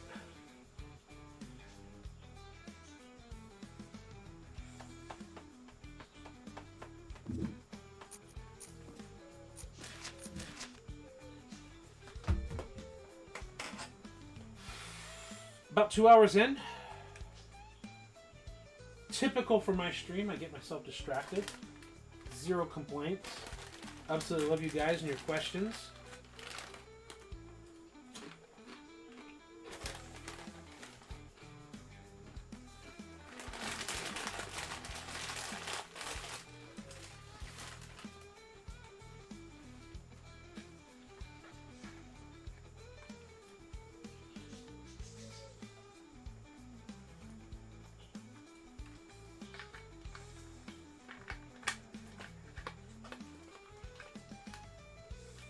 I don't know how enjoyable 07 was to play as a Packers fan, because I'm not one. But as a 49ers fan, it was a fun game. Young Alex Smith, young Frank Gore, Vernon Davis, create Delaney Walker, right? Having Larry Allen. Oh, wait, even more so, because you've got rookie Joe Staley. Absolutely love Joe Staley. You don't have to create Delaney Walker. You get Patrick Willis. Like, it's a fun game as a 49er fan with the young talent. The talent that proves to be very good talent in real life, not just the imagination of the game. To go in, do some human versus computer sliders, and play the game, and find success, and develop your team, it's fun. Denny says, your PS3 still works, but the Blu-ray kicked the bucket. But your Maddens are all on discs. Yes. You wonder if Rodgers is still on the Packers now. It's worth looking at as the season gets ready to start the new year. If he's retired, if he's free agency, if he's somewhere. Because sometimes, like, if you just get buried, you don't go anywhere, it'll be worth looking. Just to keep track of it. Yeah, if the disc tray, like, kicked the bucket, then really you're going to want to jailbreak it and just download the JTags or whatever it is for the PS3 version and just install them on a hard drive. Right? That would be worth it.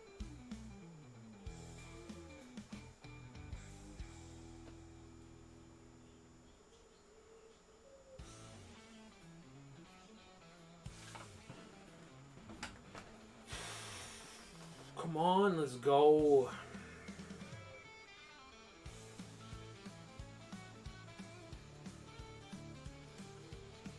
All right, provecho, bon appetit. Enjoy the meal with the family. And don't call me shortly, right?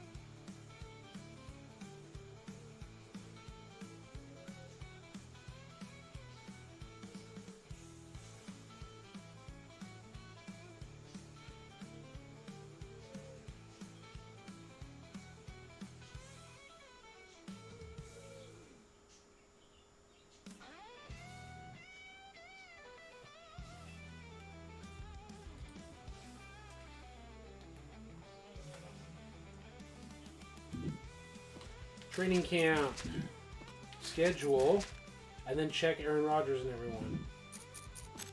Rosters, view rosters. Packtown. Gone. First round, fourth pick.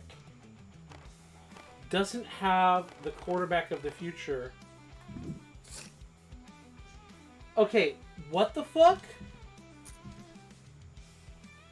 Okay, doesn't have future superstar, doesn't have quarterback of the future, anything, and he's an 83 overall.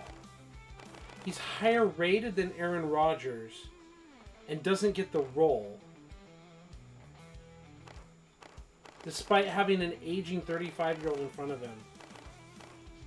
Like, did he lose the role after 1 year?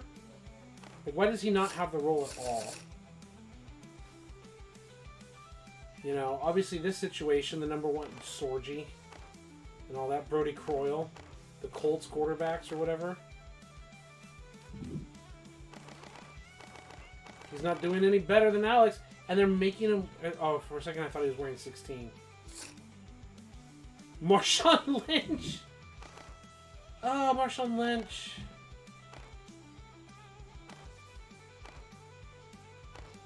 Are you kidding me?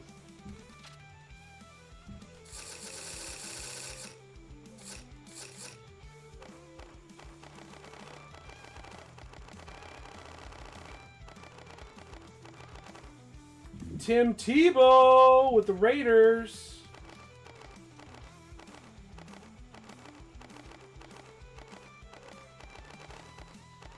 Like Romo here. Unknown Romo at the time. Madden 07, so the 2006 season, so that's where he started. So unknown Romo. Video game Matt Ryan not taking over for Michael Vick yet.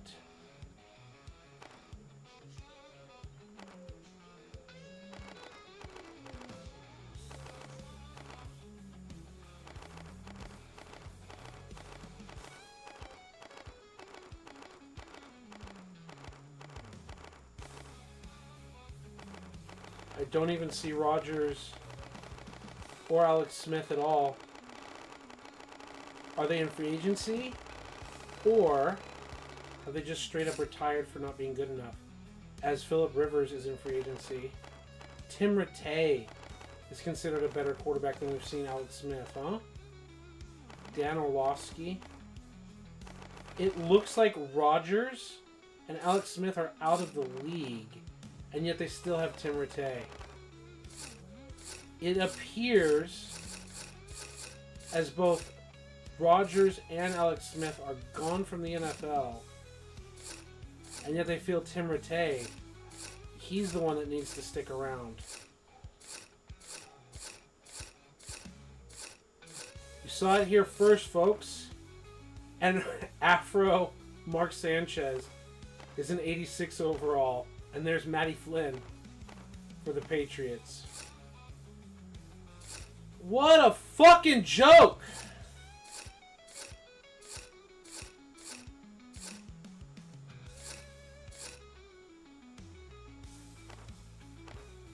Matt Hasselbeck, the legendary 98 overall. The league's best quarterback, Matt Hasselbeck.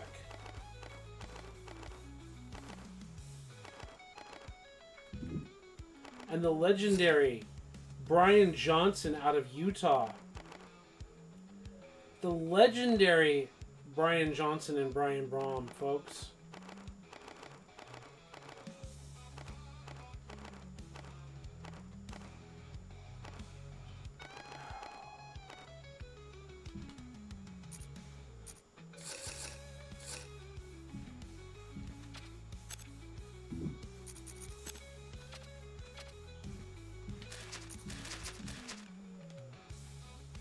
Yeah, he gone.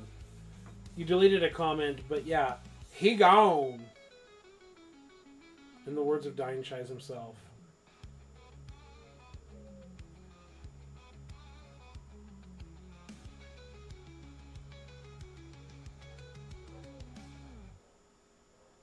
He gone. What? No, simulate. What?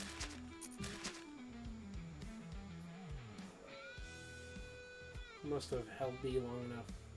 Just messing with the controller. Apparently a lot of free agent signing needs to happen.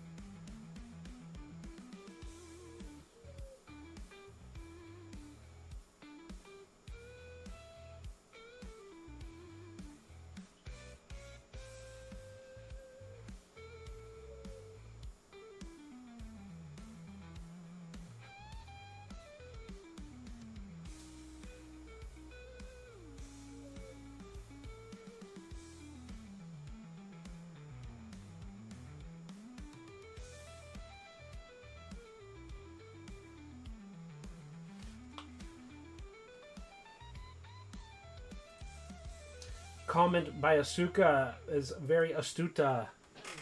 Says it seems like each game from 08 on has progressively fallen off from the previous one. I read it in my head before reading it aloud. And then says, but it ain't really a surprise given that's when EA got the exclusive license. You know, I don't have to defend EA. EA does not need me to defend it. I so agree with what you've said, but I still feel inclined to say you can see the effort. I feel that you can see Josh Lumen's effort in this title especially. Did his plan of player roles work correctly? No.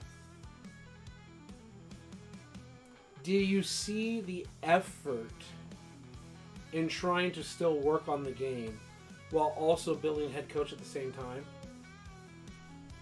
Yeah. I don't know how many people worked on the game with him, but Phil Frazier himself said that along with the head coach game, he said, I just turned Josh Lumen loose. Like, they didn't have to have the oversight and all that. Like, they both were in lockstep, like, with a positive working relationship. At least it seems. That's at least the face they put on, and I believe it. Phil always caught me off as a good guy.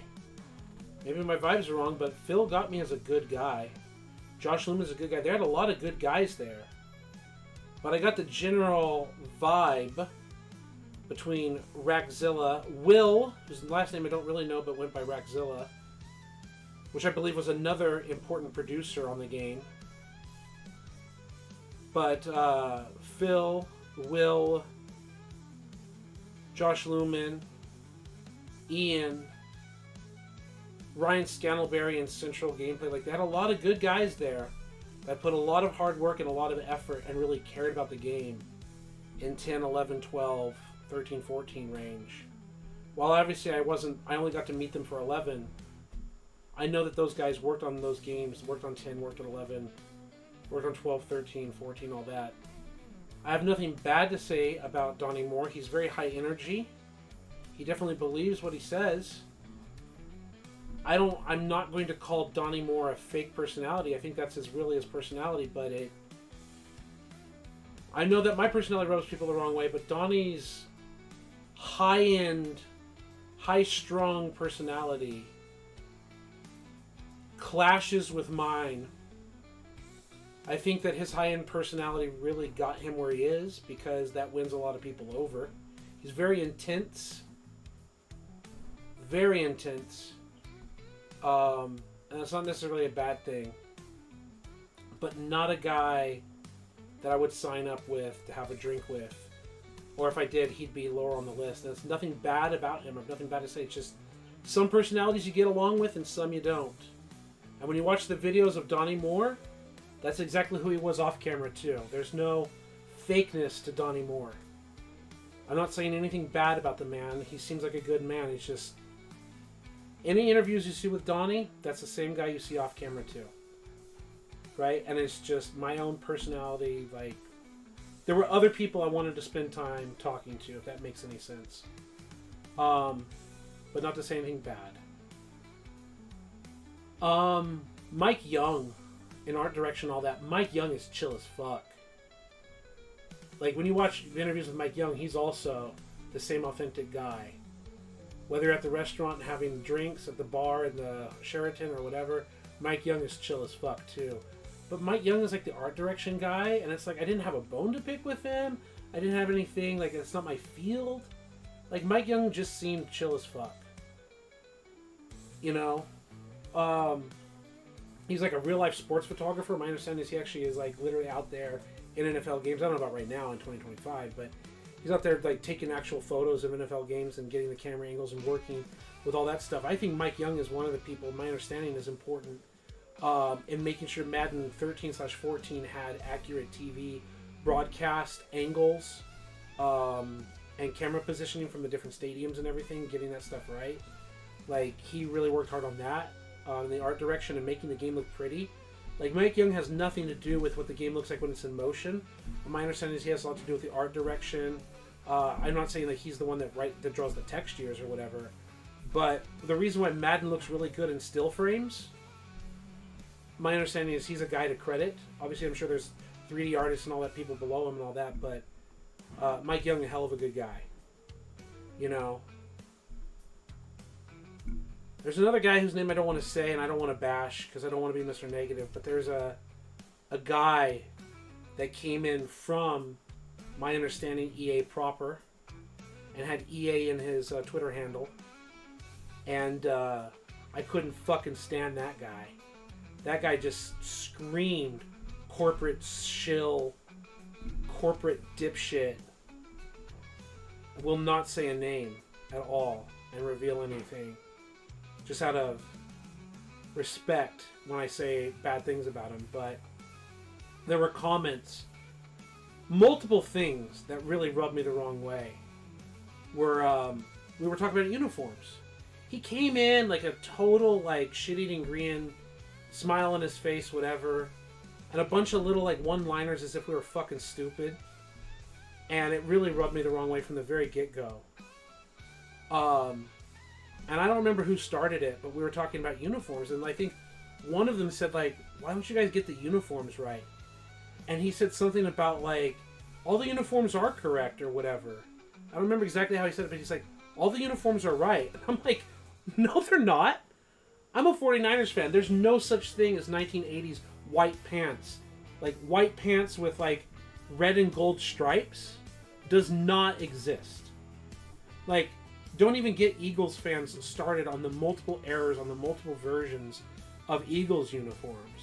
But just as a Niners fan, and then you've got like these weird other white pants with the logo like on the hips or whatever that don't match the 90s version and don't exist either. Like, there's so many things that I know as a Niner fan that literally don't exist, so don't tell me that they're right. And gold alternate uniforms that never existed. There's so many things that just didn't exist. On top of getting the basics, like the 80s uniforms, wrong. Like, you have double numbers, like numbers on the shoulder and the sleeve. And just all kinds of things in the coloration. And it looks like an off-white instead of like a bright, flat white. The thickness of the striping, like Jerry Rice is famous for having those thick red and white stripes down the sides of his legs. Because it was really thick striping, not thin striping. I go, there are so many things. And he had his, like, re-release, like, he got all defensive, and it's like, we release all the uniform information to NFL teams, and they sign off on it, and they agreed, whatever, like, some bullshit. And I was like, that, like, even if that's true, like, it shouldn't leave the office like that. Like, the way he was coming off, like, he really had, like, a smug fucking bullshit attitude and like claiming things that were obviously wrong. And the more he started claiming it, the more like irritating it got, that it got to that tipping point about uniforms. Like uniforms, like it's like, hi, sit down, and then we started arguing with uniforms with him. But it just like, I remember that was like a tipping point where people were like so sick of his slimy shit. Like from the moment he came in and just thing after thing. And when we got to uniforms, it was like regardless of that, that's still no excuse. It shouldn't leave the building like that. Like, don't tell me that there are no mistakes or whatever. Like, the things that he said, it was like, still rubs me the wrong way after years. But there were many things that he said that you could tell the entire room was uncomfortable. And I was the only one confrontational enough to really say it out loud. And you could see the other people, like the other members of community days and everything, like, smirking and turning in their chairs. You know? When, like, I opened up on him. And it was like, the meeting didn't last much longer, but it was like, that dude could have fucked off and never come back again. So when I say, like, there were some chill as fuck people there were. But there were some shady, slimy motherfuckers. And out of protection, I'm just not going to say the name. But he's also not the only one that was a slimy EA rep, as opposed to maybe like a Tiburon hard worker. Like, you literally see Ian Cummings' name, I want to say, in Madden 04 or something like that, as like a QA tester. Like, he literally worked from the ground up, doing everything at EA. Worked his ass off, the sleepless nights. He's got that interview that got taken down, but it's not really taken down because it's on the Internet Archive. Like, you can disagree with some of the decisions that were made or whatever, but Ian always struck me as a real good guy. A lot of people there were good guys, but the more you got away from Tiburon and towards EA suits and execs was the problem. Broncos and Bears both in the Super Bowl. Teams we've seen so far in the Super Bowl in the game. But we know they've got some decent rosters. And Bears still fail to win one. Cutler is in charge, not Jake Plummer.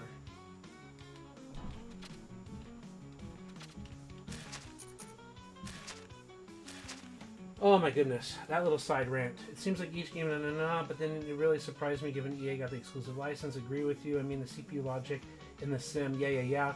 Love all the PS2 Madden games, but none of them live up to the greatness of 04. And it wasn't. I don't even think Clint got in the office. Like, I never met Clint. I don't know if Clint was hired after Madden 11.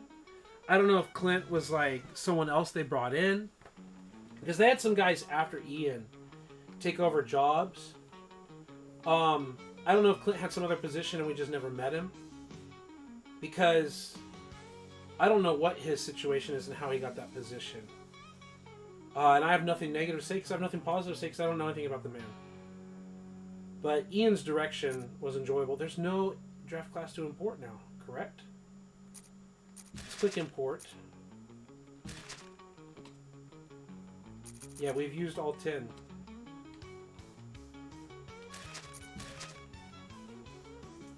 I know you're joking, but I will definitely say that's not who I was talking about or referring to anyone who was in charge after that.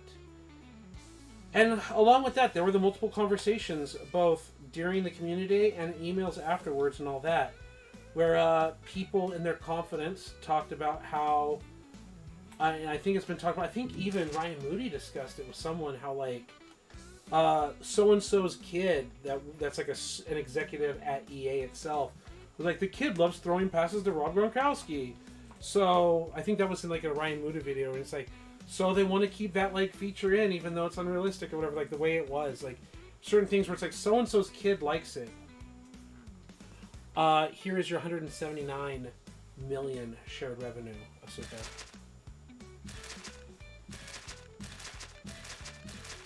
Lots of retirements at this point.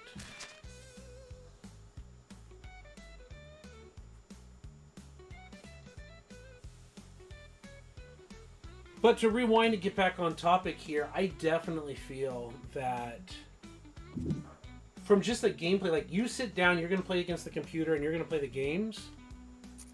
It felt like you can understand why. That's why like I shit on for fun, but also because I'm irritated because of the exaggerated claims.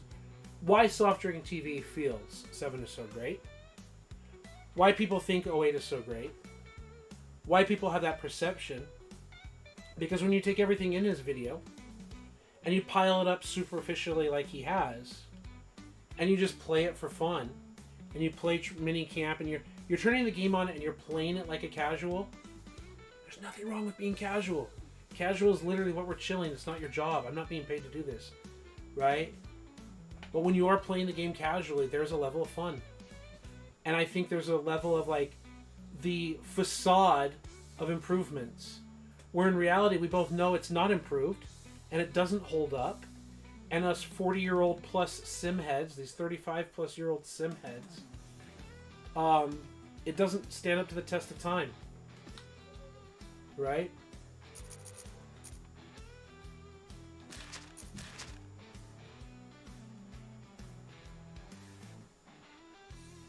At what point do we call, not the stream off, but what point do we call this off? How many years do we go? How far do we go? We had 1 year of negative revenue with the Stillers. He said, it's because Madden now is such a horrendous pile of shit that the PS2 games, even with their issues that we've encountered, look like a masterpiece when compared to Madden. The real-life Madden 25 as opposed to Madden 14. I know that's what you mean. But we have to clarify that because of their stupid fucking naming. Yeah, that's absolutely true. And I stick by my guns that the number one reason why people don't love Madden 14, the reason why people love 10, love 12, and don't even know about 14 is because of 13. 13 was so fucking bad that people didn't give 14 a chance. It's so disappointing. 14 was so good. It was so good that I literally didn't have a desire or need to want to go buy 15, especially to have it imported here to Peru. Right? 14 was so good that I was like, okay, I'll skip a year and wait for 16. And then, like, 15 came out, and people were like, yeah, it's pretty much the same with an updated roster, which my understanding, it kind of pretty much is. I think it has, like, a bit of a more of a training mode that I did like when I was playing it. And I add 15 to the list of games I really love. I think it has. We're going to look at that when we go to the 360 again. You know, the Madden 101 football school, like, it's got its own version of that, I think, that teaches you stuff like curl flat, high-low reads and triggers. Maybe it's 16 that teaches you that, but I think it's 15 that introduced that feature. And it had some tuning that wasn't broken for franchise mode. And 15 seems like a really solid game worth playing with. But I was still of the mindset of, like, give EA 2 years and 16 is going to be even better. That was my thought process. I'll wait for 16. I'll pay money for 16 to come out. And 16 came out, and I watched the reviews, and it was like, it's not very good. And on the 360, it's more of the same but worse. And that's what it ended up being when I got my Xbox modded, and I installed these games. I downloaded them all the way 16 and 17, and installed all of them in a row. And I fired them up. I played my Christmas and Madden series, I think across 2 days, even like Christmas night and then Christmas day. And we went through them, and then I think I have my other video of like the final nail in the coffin or final try for both of those games. And it was, yeah, it was a shit show. And they both got uninstalled. Suka says it really went off the rails when they moved to the Frostbite engine in 18. And I never even played 18. And I can only imagine. I've only watched reviews and everything. I can only imagine just how off the rails it got. Like, every year it was just bad comedy. Right? All the way to, what is it, Madden 20 or 22 or whatever Madden it is, where you see the houses in the middle of the field and everything. Maybe that was Madden 25, whatever. But, like, you got, what is it, like, I think it was Madden 20 or 22, whatever, where you saw the old assets of, like, Madden 19, Madden 18, whatever, like, in practice. Like, they couldn't even copy and paste properly. Like, they were so copy and paste that they didn't even, like, check the assets to make sure they updated the logos of the new game. Like, it was that fucking lazy.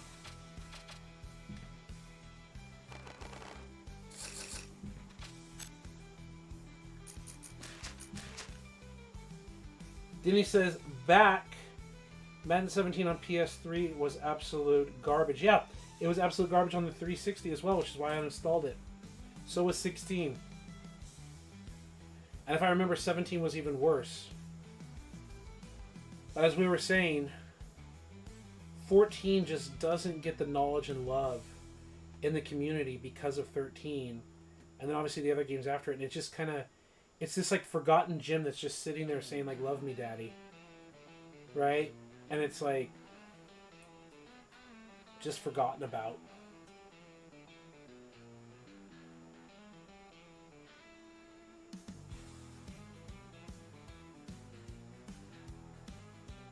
Still remember Soft Drink TV talking about Madden 25.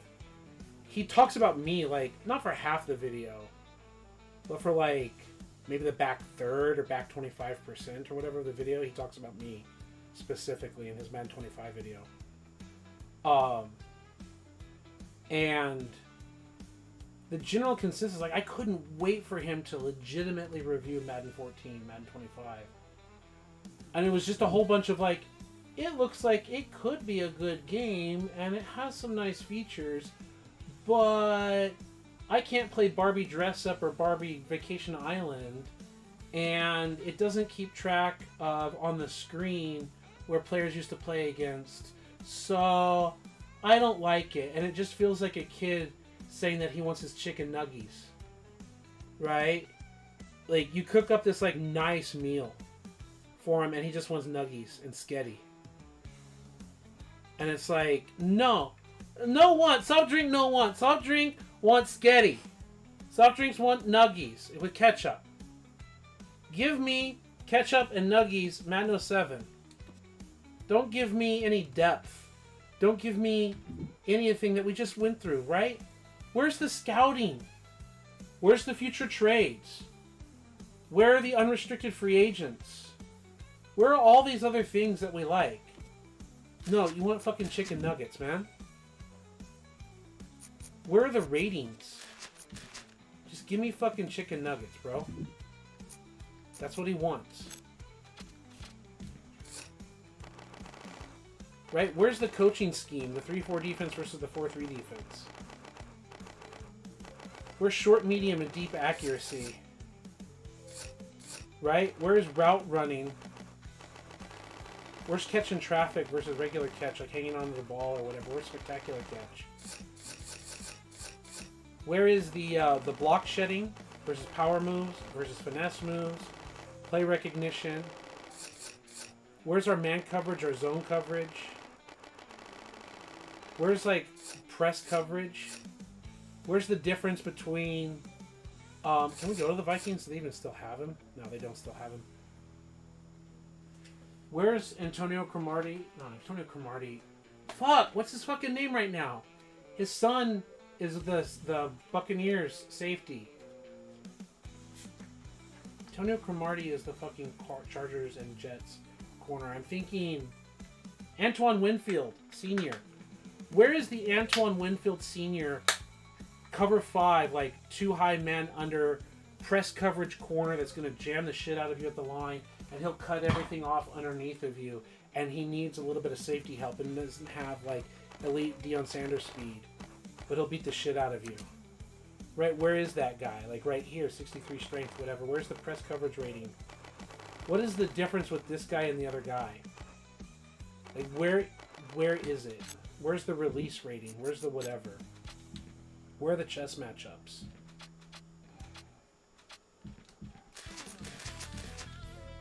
Give me Sketty and Nuggies with ketchup.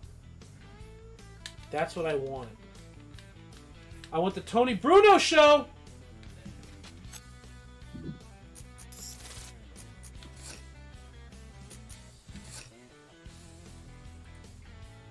Live from beautiful downtown Redwood Shores, California, it's the EA Radio Show with Tony Bruno.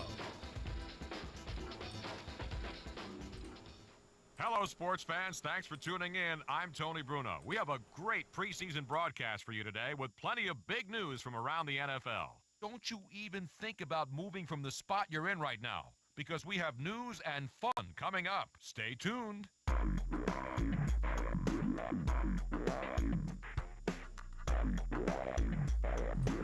I'm staying tuned, Tony! It's time for what you've all anxiously been awaiting, the EA Sports Question of the Day. It's the question of the day, guys! It's the question of the day. You ready to call in? Place kicker trivia for you. From 1994 to 2003, this player led the NFL in total number of field goals made. Tell me who it is. All right, we have someone on the line now who thinks they know the answer to the question of the day. Which kicker led the NFL in total field goals from 1994 to 2003? Tony, it's always someone that you wouldn't suspect, you know? That's why I think it's Doug Bryan. Sorry, you're wide right on this one. We'll grab a line now and talk to the fans. See if one of them knows who the most prolific kicker was from 1994 to 2003. Tony, I'm going to go with the kicker on my favorite team, Jeff Wilkins. All those years with the Rams had to put him in position to try a lot of kicks, right? Oh. Yes, it did, and he made a lot of them too, but that's not the right answer for this question. Man, I can't wait to listen to more of this. Let's talk about those kickers from the 90s.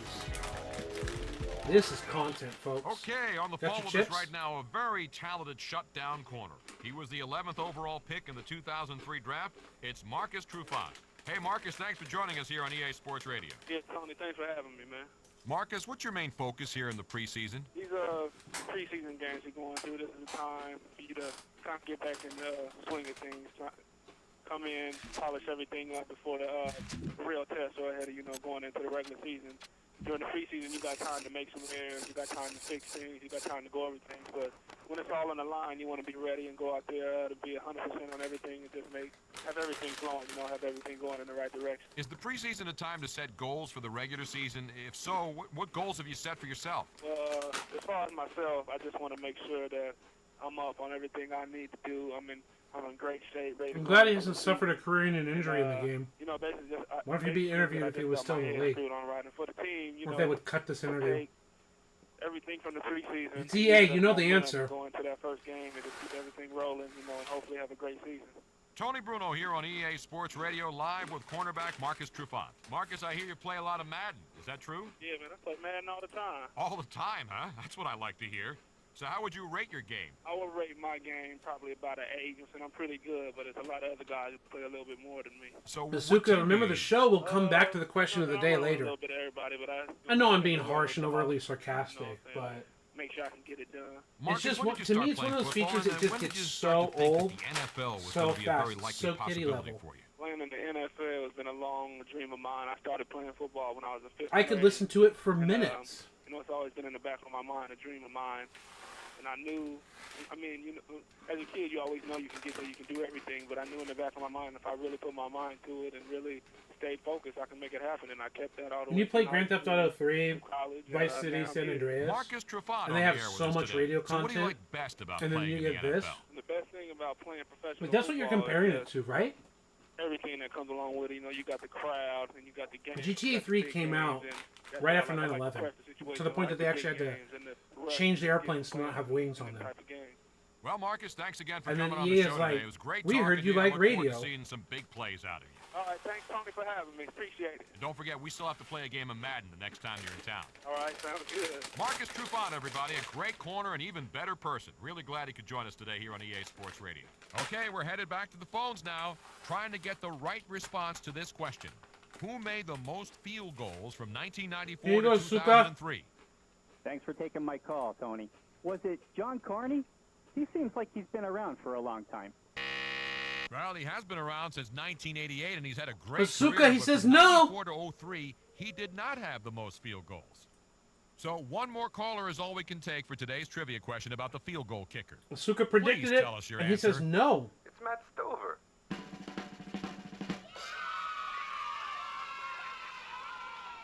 That is the right answer, and thank you. The underrated Stover, if a kicker can be underrated, that is, booted through 268 field goals in that 10-year span, all for the Cleveland Browns Baltimore Ravens organization. Thanks to all the guessers for the trivia question.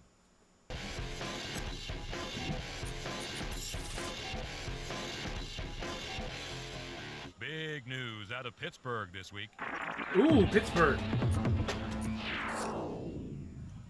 Parker has found himself in the midst of a battle for the number Google one AI running is back pretty position. bad.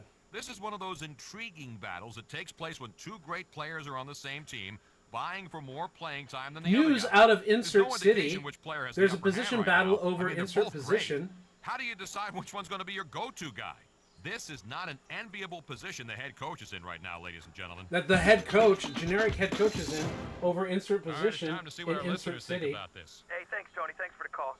I disagree with you. I think this is a coach's dream. To have two talented guys like this to give the ball to. I mean, are you kidding me? Yeah, Denny says Stover because it wouldn't get in the end zone. Even one running back with the talent that these two guys have. You're never going to have too many great running backs. You got to play them both. That way you can hopefully they'll stay injury-free throughout the entire season, and if you share the workload, you can keep them healthy and going throughout the whole game. Having fresh legs in the fourth quarter, I mean, that's going to kill a defense. Shuffling the two running backs back and forth, I mean, it's also going to keep the defense on their toes.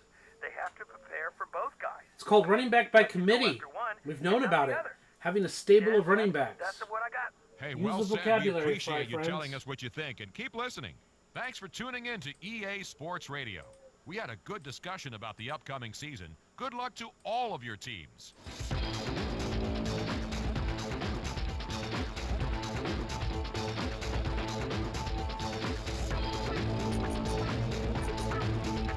It should go to silence soon.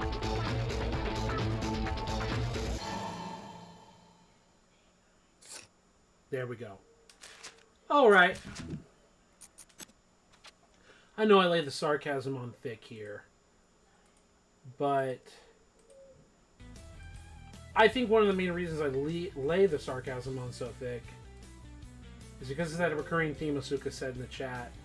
Not only is it my personality, but it's just add it to the bucket things that were a nice idea and then just kind of slapped together and then ignored after like the completion of 3 years. I think Tony Bruno did more work on that segment than the rest of EA did. They're like, here's your number 2 and here's your number 3. Record some new lines. Let's get a new interview partner. Let's have insert topic with insert generic thing so we can insert the insert. And to keep it fresh and lively. But once you've heard it, you've heard it.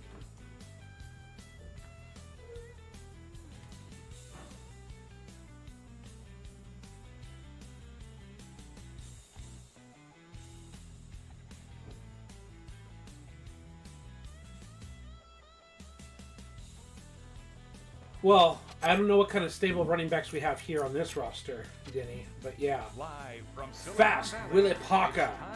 And then we have Arian Foster, of all players. Tennessee Arian Foster, Texans guy. Hello. Why did you just restart Tony Bruno show? I guess because I had it turned on.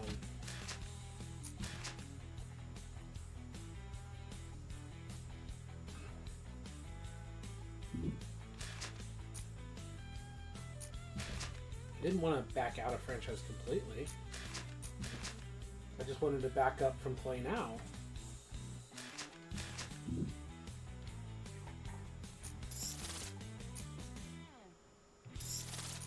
Mode.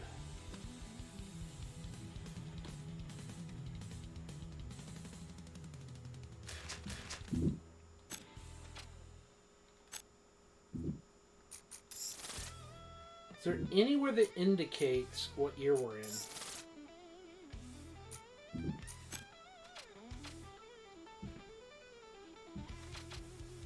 Is there any clear indicator?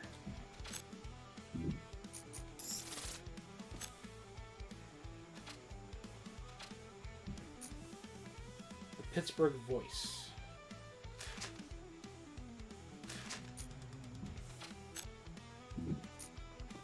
Like, yes, I can go to stats, right? We're in the year 2012, because he has no stats yet, right? We're in Madden 13 at this point, right? We had video game year, so 1, 2, 3, 4, 5, 6 seasons. It's only been 6 seasons in my almost 3-hour stream, huh? I know, it could have gone even faster without all the story time. But here we are, huh?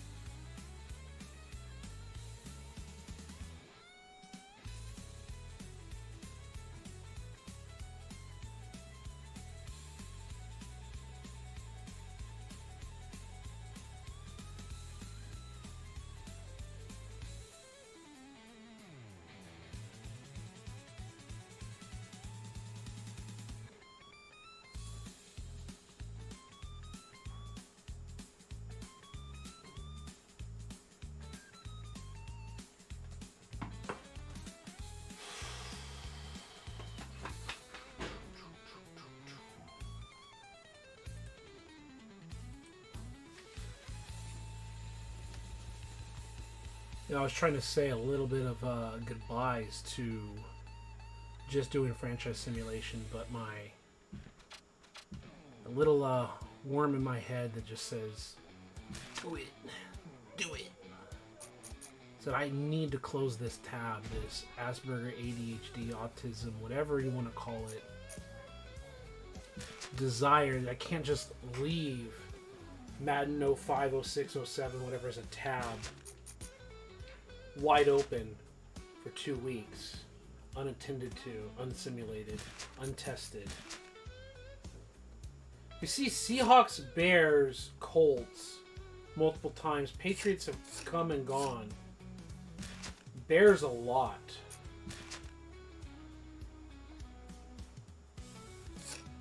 Bears still can't win a Super Bowl, though. New England got their revenge from the 85 season, huh?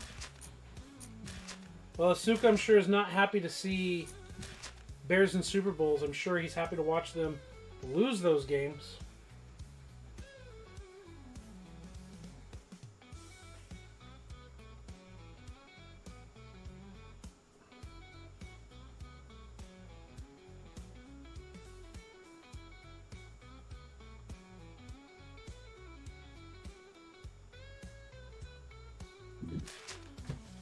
So there you go, 193.35, 193. Far exceeding player salaries. Our total assets are at 75.4 mil. So we had 1 year where we lost 10 mil. We were at 40 something mil of our total assets.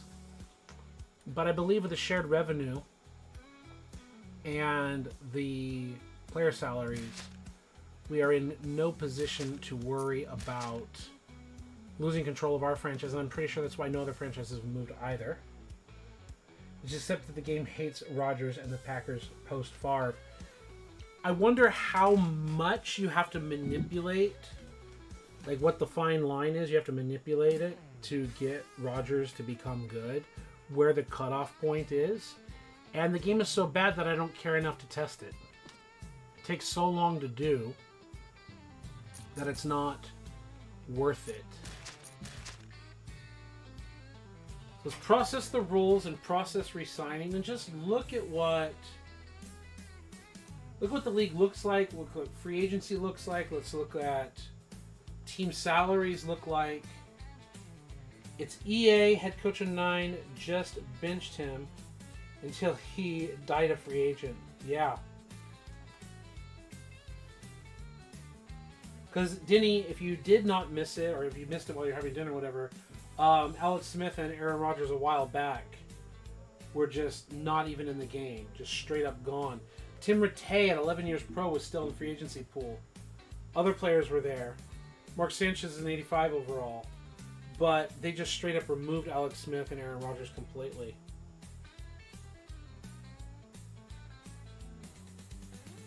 I'm assuming Denny is playing head coach 09 right now.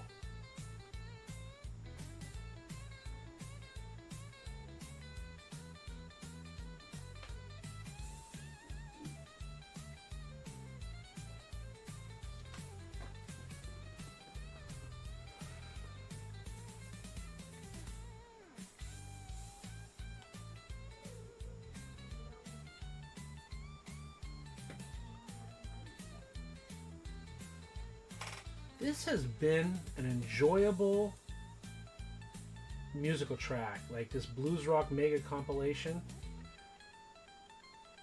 of copyright-free blues music. It's not too hard. It's not too chill. He said Rodgers couldn't beat out anyone.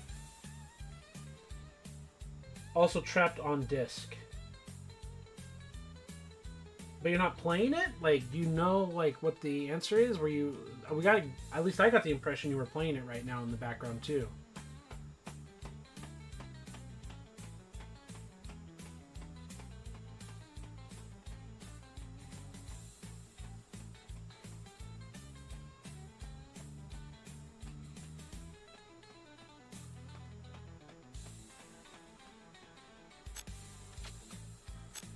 Alright, so let's take a look at the league at this point.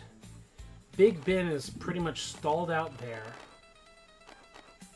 Video game world.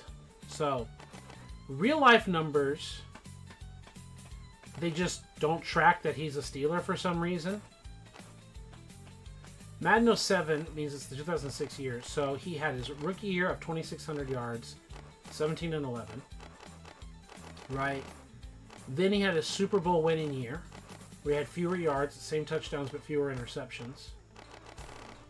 And then video game year, a worse performance from a 98.1, 98.5. More yards than his second year, but the lack of touchdowns is what the game said. A lot more attempts and just not getting the touchdowns.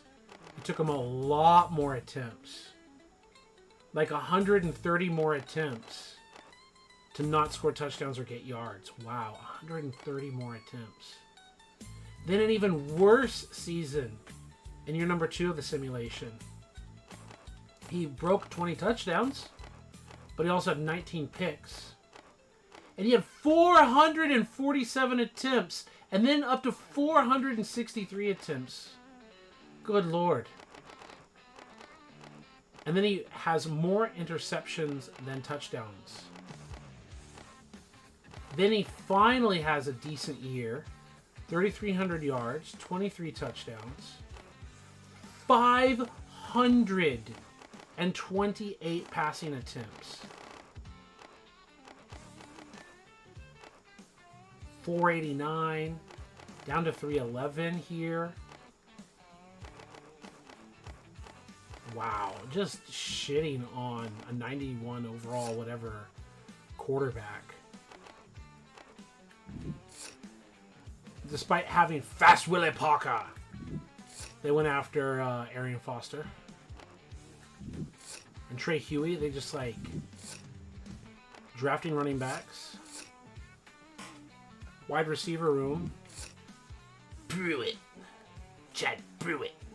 Do it. Brew it. Hardy.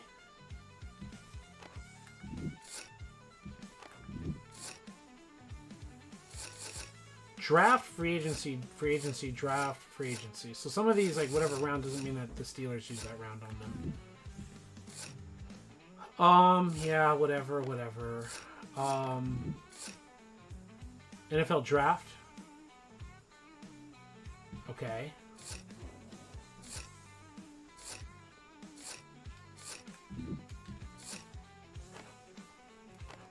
Picked up Anthony Weaver. Aaron Smith remains on the team. Justin Smith enters the team. At least it makes sense as a 3-4 defense to bring Justin Smith in. Travis Boyd doesn't, because my understanding is he's an outside linebacker in the 3-4, unless I'm mistaken. They do not do Justin Smith like justice with 72 strength. Gerald McCoy, NFL draft.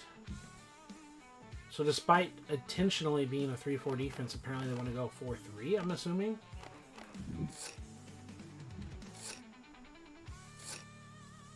No middle linebackers right now.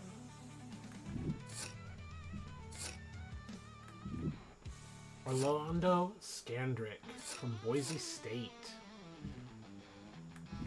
Late third round pick from Boise State has progressed to a 91 overall. Nice, I like that. Just happy for him. Marcus Paschal. Steelers have been drafting several of their talented players. An 86 safety.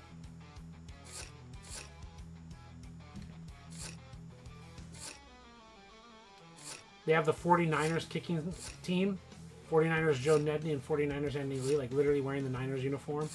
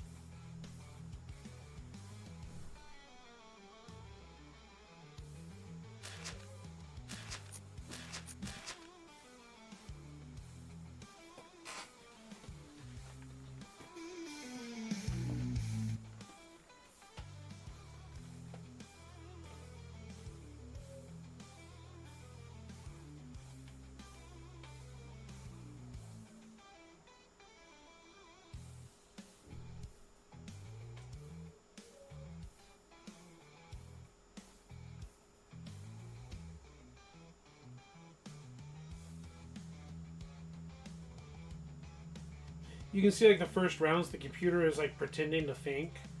I think it's around 3-4 range, and it's just like, yeah, no, we give up.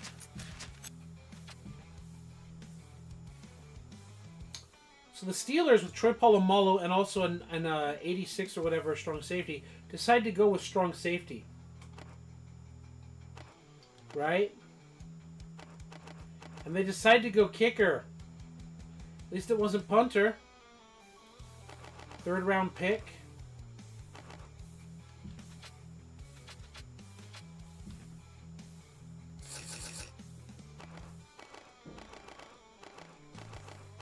You notice the general lack of quarterbacks? Like, there's like usually like a guy. The league is not really top heavy on quarterbacks.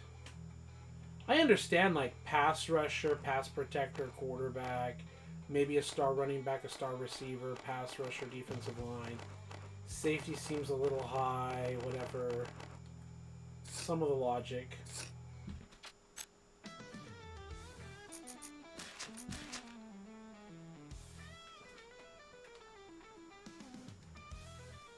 As we're approaching the 3-hour mark in the next 60 seconds, let's take a look at what the league looks like, what, 7 years in?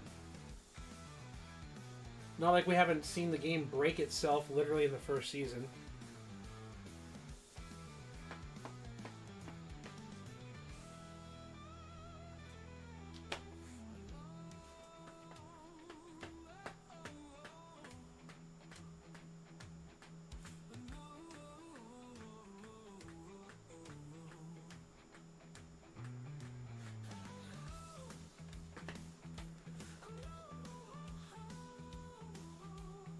Yeah, luckily it's not drafting long snappers, right? Tight ends to go play long snapper. Maybe that's what the tight end was. Denny, you don't know. Don't judge it. Maybe that tight end was a long snapper. You don't know me.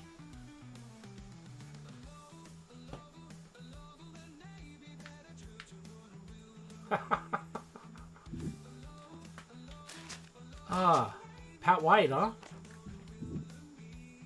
Pat White.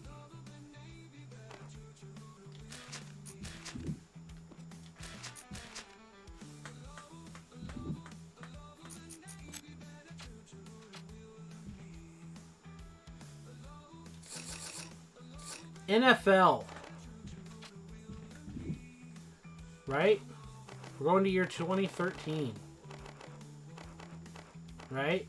1, 2, 3, 4, 5, 6, 7. We're starting year number 8, folks.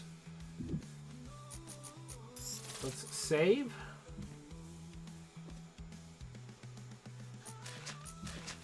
Don't even have a desire to go to year 30.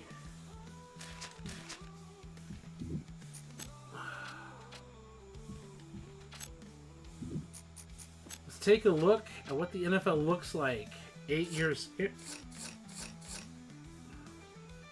Michael Vick is not arrested. Vince Young joins him. Not even on the team that drafted him, apparently. Despite being a 98 overall, the Titans with a 98 overall quarterback are like, nah, dog, we're fine without you. And he's entering his second year with San Diego. And with a 79.4 rating, can you blame the Titans for saying goodbye? With those seasons, 700 yards, less than 2,000, 1,400, can you blame them for saying goodbye?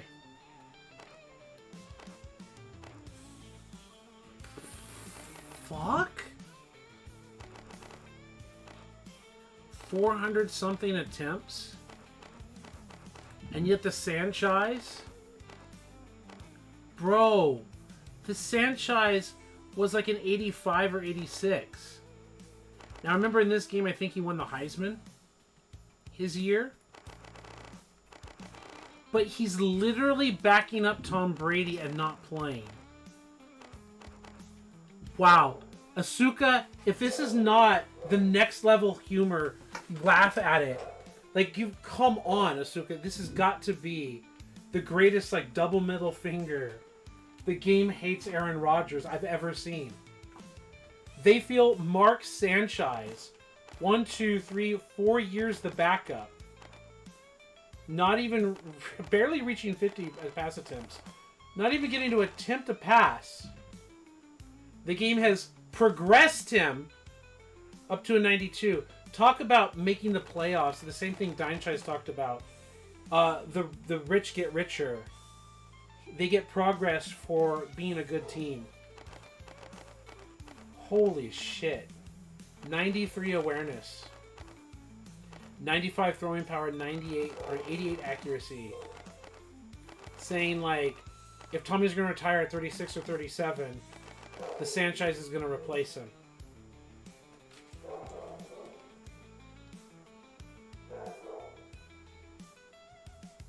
Patriots cheating at its finest, drafting the good players.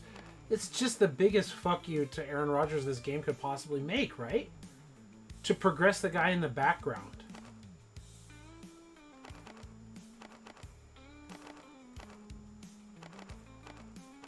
Okay, but beyond that, the first imported guy, 2009, Amor Dime. At Plaza Vea? What time? Because I can kind of end this soon. What time are you thinking so I don't get too distracted? How late does Plaza Vea stay open? Okay, it's 7 now. You want me to be there at 8:15-ish? Okay, I'm going to set my alarm.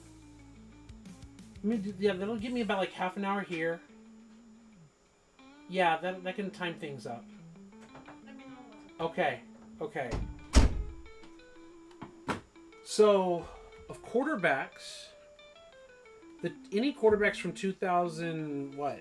The 6th draft, but 2007, 2008 haven't made the list here yet. So here's one younger. The 2008, Brian Johnson. 4 years pro. 6 years pro. 2007. This should be the first draft class, right? Because 2006 season, so it has to be the 2007 draft class, right? This has to be the highest of the first draft classes in 91. Right? It still feels like even with imported draft classes, the game just favors the real life players. I mean, this is not just favoring real life players, but having 98s and stuff, and then having here. At least it has multiple good players, like in terms of overall, regardless of their real life ratings. Breeze has fallen, huh? I wonder why Denver was continuing. They even had Breeze.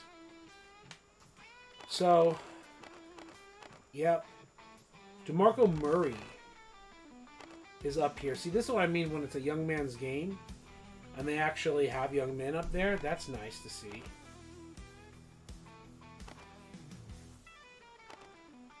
It's nice to see some young talent, 2 years, 1 year pro, 5 year pro up here. Adrian Peterson isn't like a 98 overall, whatever. I mean, it is what it is. I don't know if he's had injuries.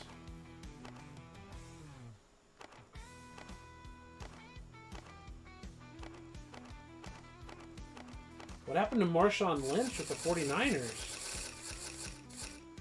An 84 overall. Ugh. Did not feel the love tonight, huh? Whatever happened to Jeff Samardzija and Calvin Johnson? Because apparently Derek Williams is getting the Bears bonus. The cycle to being the best players. Chad Johnson.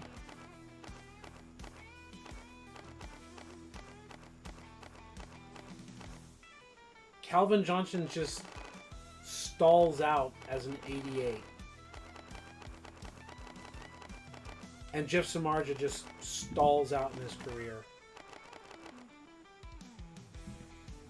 This has to be the same thing. The team success or whatever, like Deinchai's talked about, right? That has to be the issue.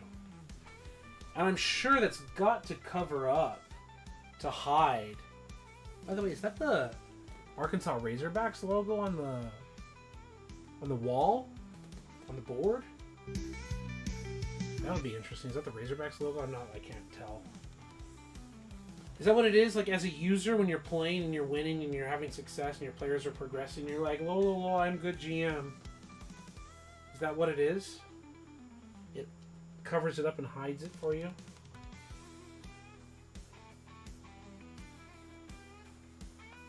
I don't know. I don't know if there's much reason to continue here. I think we've found everything we want to find. Tell me in the chat, is there something else you're looking for at this point? 3 hours of stream. Wife is heading off to the gym, and then the gym that she's going at has like the general shopping area. So she wants me to pick her up at 8:15, which is an hour and 15 minutes. It gives me an opportunity to get any chores done, anything else I got to get done, help the pets, do all the things I got to do to be a good husband. Then go pick her up, then get some grocery shopping done, and coming back maybe for the evening. And the evening, for part number 3, this is the afternoon stream, do an evening stream where we work on helping the Wild Jeffrey, getting some NCAA 06 human versus computer sliders for fun.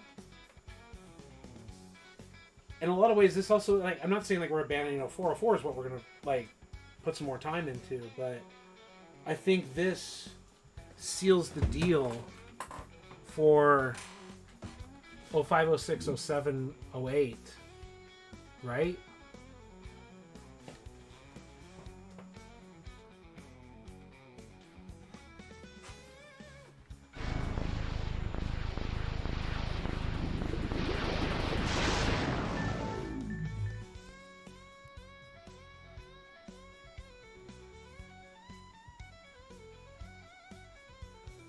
What do you mean by put it in the licensing deal? Like to make the other players not better than them or something? Yeah, I think that's what it is, personally. But when we look at it, folks, not to say that the games aren't worth playing in general.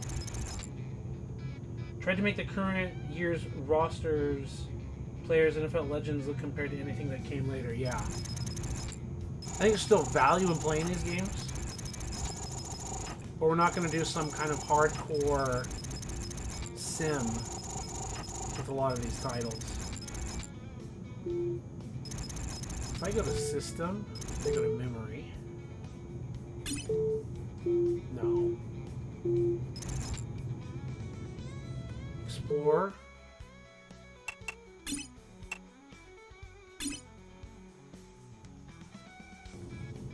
F. Games.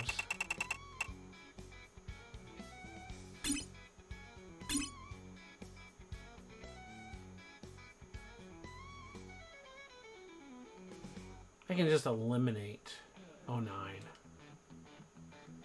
I have no desire to continue.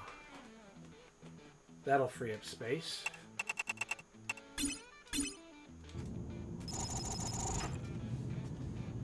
And yeah, I think that's a good way to end it. Not for the whole day. Probably come back afterwards. Have an evening stream. But a great way to shut down this very specific stream, and I can name it a Madden 07 simulation. Thank you so much for being here. Asuka, Denny, and anyone in the future coming back to watch it. Until I go live again. See you then.